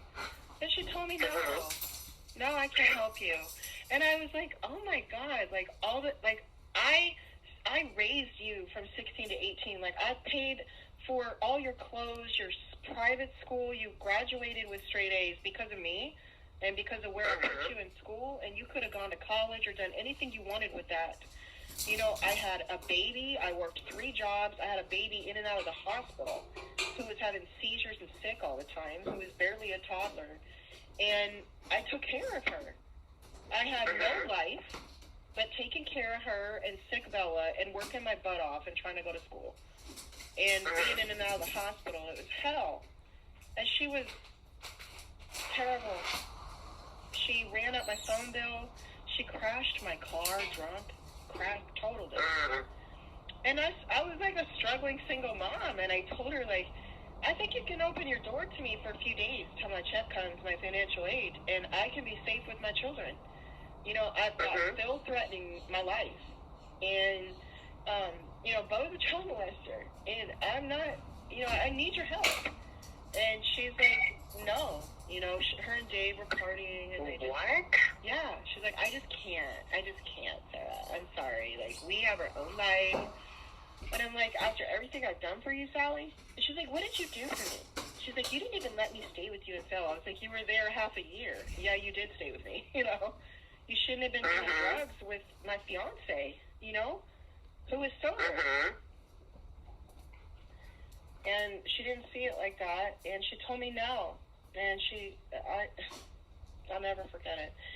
And then we didn't talk for years until I asked for her help, except when that happened with Bo and the hospitalization with Bo and Bella, which was only like a couple hours, but really unforgivable kind of betrayal. And especially after Bella had just told her herself. And she did it that night. And she was on drugs. She didn't want my mom to take Taylor. And she was trying to take Taylor. And, you know, I think Sally has made a lot of changes with addictions. Like, I don't necessarily believe today that that's who she is. And I think what my mom does is, like, she's a mass manipulator. So she'll take Sally's old life and then portray it as now with her and CJ. But I don't know, with Randy around in the pawn shop, I'm not sure. Like, I hope not. And I think that she's doing way better. Randy tells me that so the last time I talked to him, he had asked if he can come to my house, and I was like, you know, I'm not for sale. My kids aren't for sale. I'm not interested. Like, no. Because the last time he came around was when, unfortunately, Skip passed away. And, well, it is what it is. But, so he was like, I want to meet you. I want to meet your kids. And I was like, yeah, sure. So inviting, so stupid. And my alternator went out. And so he was like, oh, my God, I want to help. So he paid for my alternator in my car to be replaced. But then we went to dinner. He came back to my house. He was like, hey, to my not husband at the time, but Greg. He was like, hey, Greg, I just paid $200 and some odd bucks for your wife's alternator. I really am not in financial stability to pay for that, so if you can write me a check, that'd be great. Are you serious? I am, yes. Wow. So he was like, if he could just pay me back for that, and Greg was like, oh my God, your dad just I'm so sorry. stole the glory for doing this. And then he was like, privately, but don't tell Ann. Oh my God. And of course, Greg and I have no secrets. So Greg's like, I just want you to know that your dad. And then a couple weeks after that is when Kim called, and Kim's like, you know, he's doing the best he can. You need to forgive him. And I was like, fuck off. I'm changing my number. So I did. They're just such a disappointment. They're parents. toxic people. I mean, they really are. They're parents so disappointing. ever been. Yes. Yes. I think really, really bad, selfish people. Mm-hmm. With no moral compass at all. Yes. No conscience at all. No sense of right and wrong. None. Or compassion and empathy and just doing what's right. Like, they just don't have a clue about being good human beings. Well, I think they have no care for children. Human life. No, exactly. I think they never wanted to be parents, number one, I feel. No. They were in it to win it for number one, and if they couldn't win it for themselves, they're all about ruining everyone else's life that they come in contact with. So, I tell you what, between the two of them, they hate me more than anybody on the earth. And Randy going to court, and after everything he did to me growing up and all the distance I've had with him since my childhood, you know? I mean, I briefly was around him before Bella got molested by Bo, and that happened with Sally. But he signed off on that to have me emergency hospitalized back then. Are you kidding me? No, he's always been Bo and Kim together's a puppy. It's disgusting. Well, didn't he live with them, Sarah? Yes. He lived with them like their dog. It was so embarrassing for him. Like, I was embarrassed for him. The most awkward, disgusting relationship. I mean, and then for him, when he knew that Bella had been molested, and for him to have, he just has no morals at all. And no. Well, and he still doesn't, Sarah. That's the thing. He doesn't. No, I know. I have no use for that man at all, because he has no moral compass. You are way too good for him, Ann. He's lucky that he ever even contributed to the birth of your life. He doesn't deserve you. He never did. He's a sperm donor. That's basically it. My dad is pretty much too. Like, I talk to him here and there, but you know, he's always broke. Oh my God, I had to pay $4,000 for him and his wife's trip here, and just totally broke me and drowned me, and he didn't even care. While I was losing my daughter. You know what? Not okay. No, and I'm the one, I have to lend my dad money. Like, I'm going through so much. Like, I got chased out of my house, and I lost my daughter, and I'm going through so much, and my dad, like, he can't even pay me back the money he owes me. It's just disgusting. No. I know. No. Our parents are such losers. At least you have your mom. I know. At least you have your mom. I'm sure she's better than they are, regardless of whatever in her life. My God. They're like... She is, honestly. You're lucky. We get one parent that's good. I know, but still, it's just not okay. It's not okay. I don't know, like, if this matters, because it probably doesn't, but I know that Randy never got over your mom. She was always, like, this person that he screwed up with and that he regretted and was sad about and had pictures with you guys. But what a loser. Honestly, I feel like it's his loss, and that's it. Period. So he went from beating up Mary to beating me up. Because she was too pretty for him. You're so special. I love you. I really always believed that. Sarah, you know what? He just needed somebody to beat up on. He sure did. Son of a bitch. Your mom was too much of a master manipulator, and unfortunately, you were young. There was one time she was cheating on him with some real good-looking guy that she was madly in love with, and they were, quote, separated but still living together. Basically, she had him paying the bills, and she was screwing around on the side in the end of their relationship. And it got to his head, because I think the guy worked at the same place that he did or something, and they were at some Christmas parties just flirting, or something crazy happened with this guy.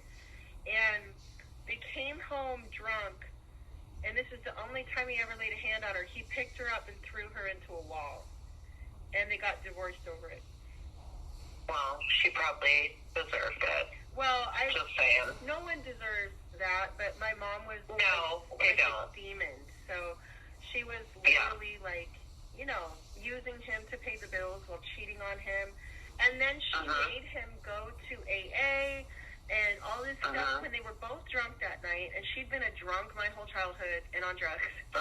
So, how did he all of a sudden be the one with the substance abuse problems and had to go through all this to get he was from the beginning. Yeah. But, I mean, so is she. She was awful. So I've never been a drug addict, alcoholic, ever in my life. And, as a teenager, I experimented, but after that, when I had kids, I was completely over it. And my whole adult life, I don't even like to drink. It's really rare. But she has a CPS convinced that I'm a raging alcoholic and drug addict. And are you kidding me? I'm not kidding you. And at the beach that day, we had this big picnic, and I don't even drink beer, but the ranger put in the report that I had an open container in my car. What? The CPS worker told him that I have this terrible alcoholism and that I abuse kids. So he stuffed that in the report. Well, I went and took it, and he said I was drunk. I went and took a toxology report that said I have had no liquor in my system for a very long time. No illegal drugs or anything like that. So they got left looking really stupid.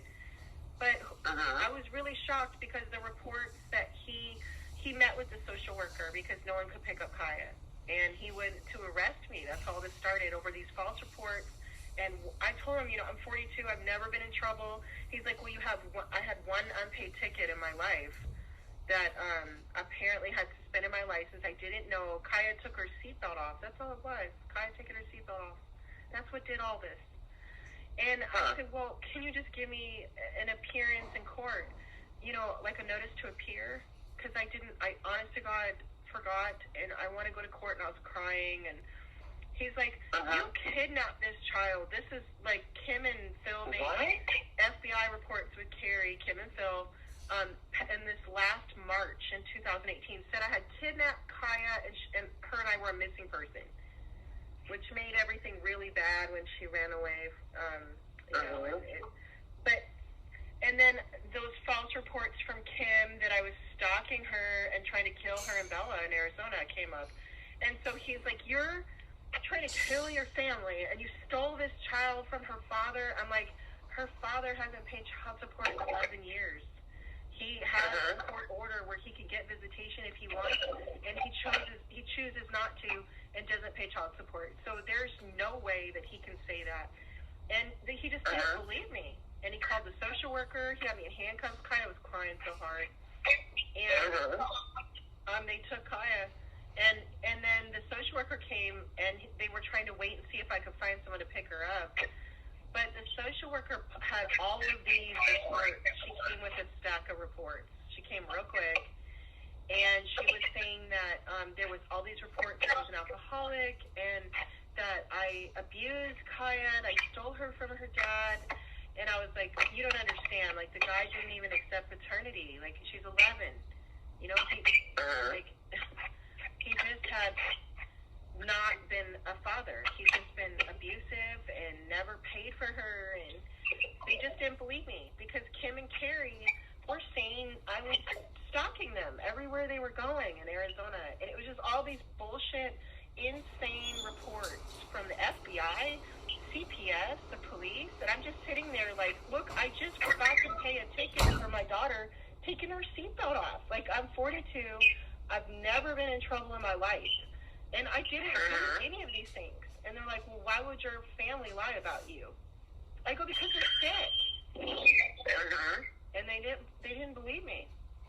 That's how they started. They took Kaia, and he arrested me on the ticket, you know, that I hadn't paid. And the judge was like, I saw the judge within 24 hours, and I was already out, and she said, I've never seen someone arrested for this, and I really hope that you're okay, and I wish the best for you. Oh, my God.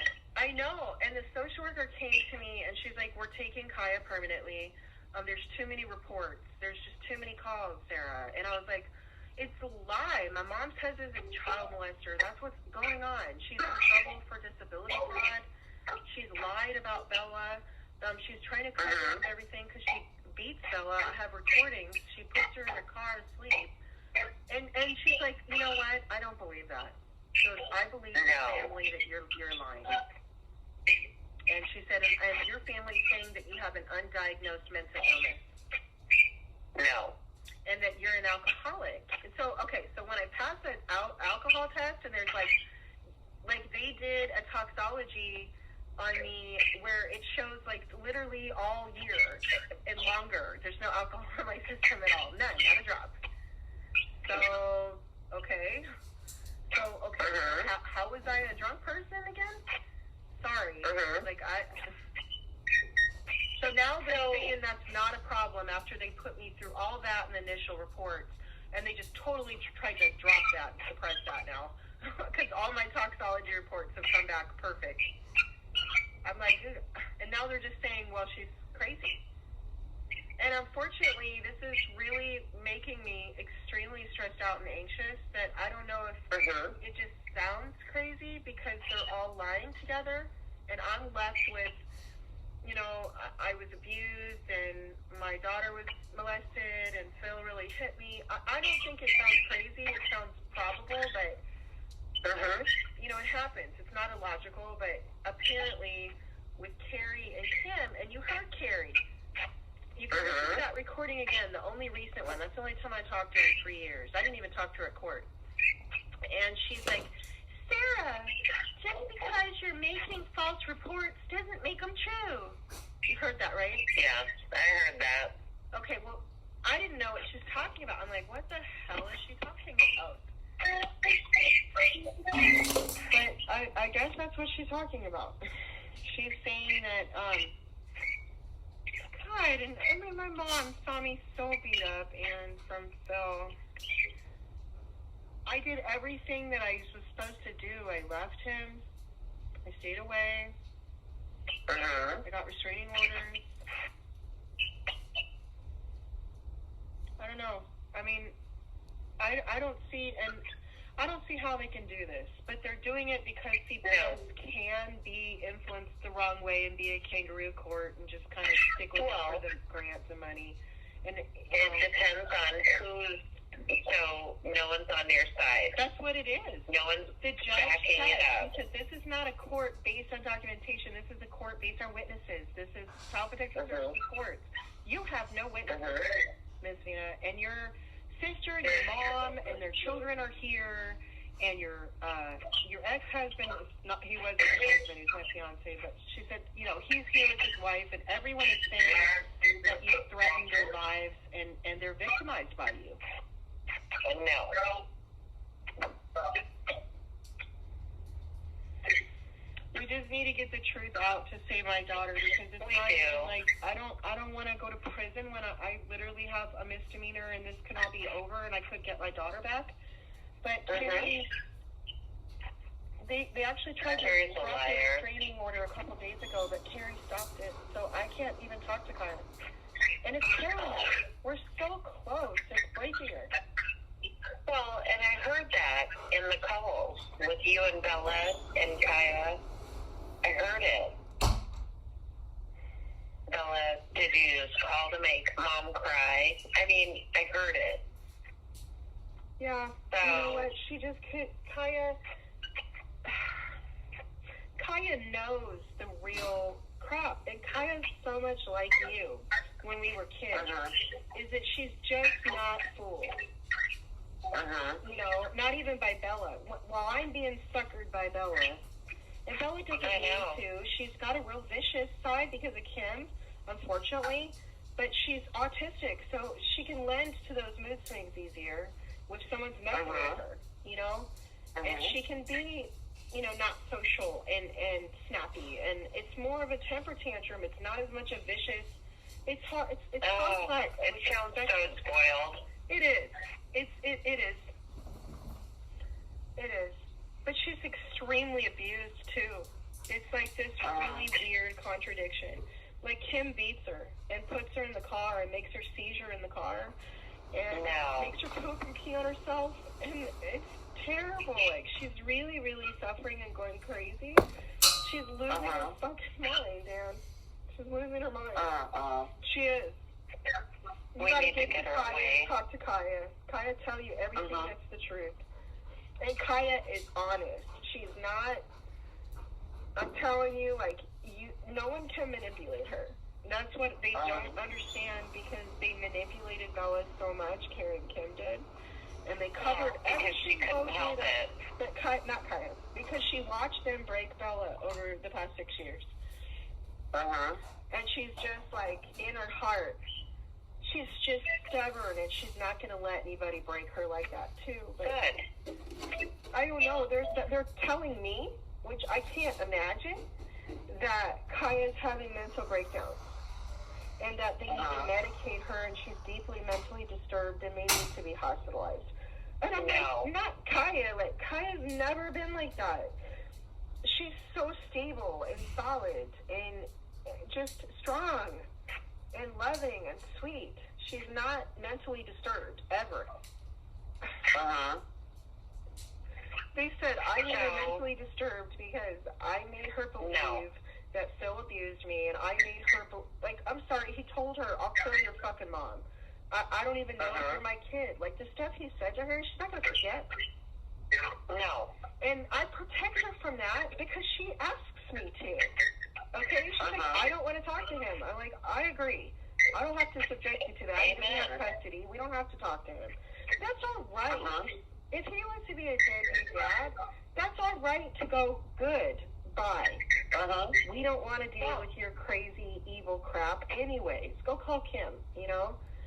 And Kaia should not be having to be gaslighted by these psychopaths to break her like this. I hate them so much. God forgive me. I know. No, you don't. You don't hate them. Yes, I do. I hate Kim and Carrie. I think that they're evil. I think they're going to hell. They are. They're breaking my beautiful little girl. She's my wife. So, they're breaking her. We need to come up with a plan, because I need to go and I need to talk to these people. Yeah. Okay, I'm going to come up with a plan immediately, and we need to figure this out. Yeah, you have my number, so make sure that you let me know. I'm here in Arizona, and you're close. There's no reason. I mean, maybe I could even get the probation for the misdemeanor from helping her when she ran away. Yes. If she ran away 3 times and she's scared to get raped by Bo, like, and yes. Phil wants to come get her. It's a reality. Come on. Of course. She said, Mommy, take me. Mommy, help me. I'm like, I'm right here. I'm not leaving your side, you know? Nope. And And they understand that. That's why they were trying to give me a misdemeanor and make it go away. Because they think that it's a completely sympathetic situation that they would never win. But it is. That's the truth of the matter is the real evidence is not going to be in a kangaroo court in a case like that. It's not CPS court. No. They would absolutely lose. But the problem is that Carrie and Kim and them coming forward like this is extremely scary. They're both bullshitting it. So that's happening in 3 weeks. I need you there, too. Okay, so it's done. I think we can get this transferred to Arizona, all of it. And it's so cheap there. I can absolutely afford to be there helping you. And then I can do reunification there. And then bottom line, I can help the detective with the disability fraud Kim's committing too. And eventually just save both Bella and Kaia and just be there, you know? Yes. And honestly, someday I would like to be there for Sally if she's in a more respectful and loving place too. In terms of her not being alone. Because Kim will come for her children again. It's just she will. I know that Sally can be snotty and she doesn't deserve to lose her kids. I'll tell you what. No, nobody does. And they just went through it. She almost lost Taylor and Abby like months ago. It was bad. And I just, with what happened with Bo, as bad as they're lying, the story about CJ came from Natalie, and I had no idea Natalie was so sick with Bella. But it was Bella and Natalie perpetuating the story about Taylor. So if Taylor's really been hurt, to hell with CJ, but if not, Natalie and Bella lie really bad for Kim and Carrie. Anything they want. You know, Natalie is over 18 now. And so Carrie's only getting $2,500 instead of $5,000. It's not 2 kids. So she went from living with a lot of money every month to struggling. And foster kids, it starts at $2,500 a month. If they're on meds, it's $3,500 a month or more. For Bella, my mom is getting like $4,000 a month. Kid you not. Oh my God. I know. No. Oh my God. Yeah. Sarah, that makes me just sick. So, I mean, at least I think Carrie and Kim, that's their only motivation really with trying to take Taylor and Abby too. No. And I don't know. I just don't. Like, look at Sally. She doesn't look strung out. She looks like she's working out. And it's hard for me to forgive her after she lied and took my child. But I think it may be really important for me to talk to her. I just don't want to be betrayed by her again. And she can be so mean, you know, so I just don't know. But my Aunt Chris is like, you've had a good teacher. What? She's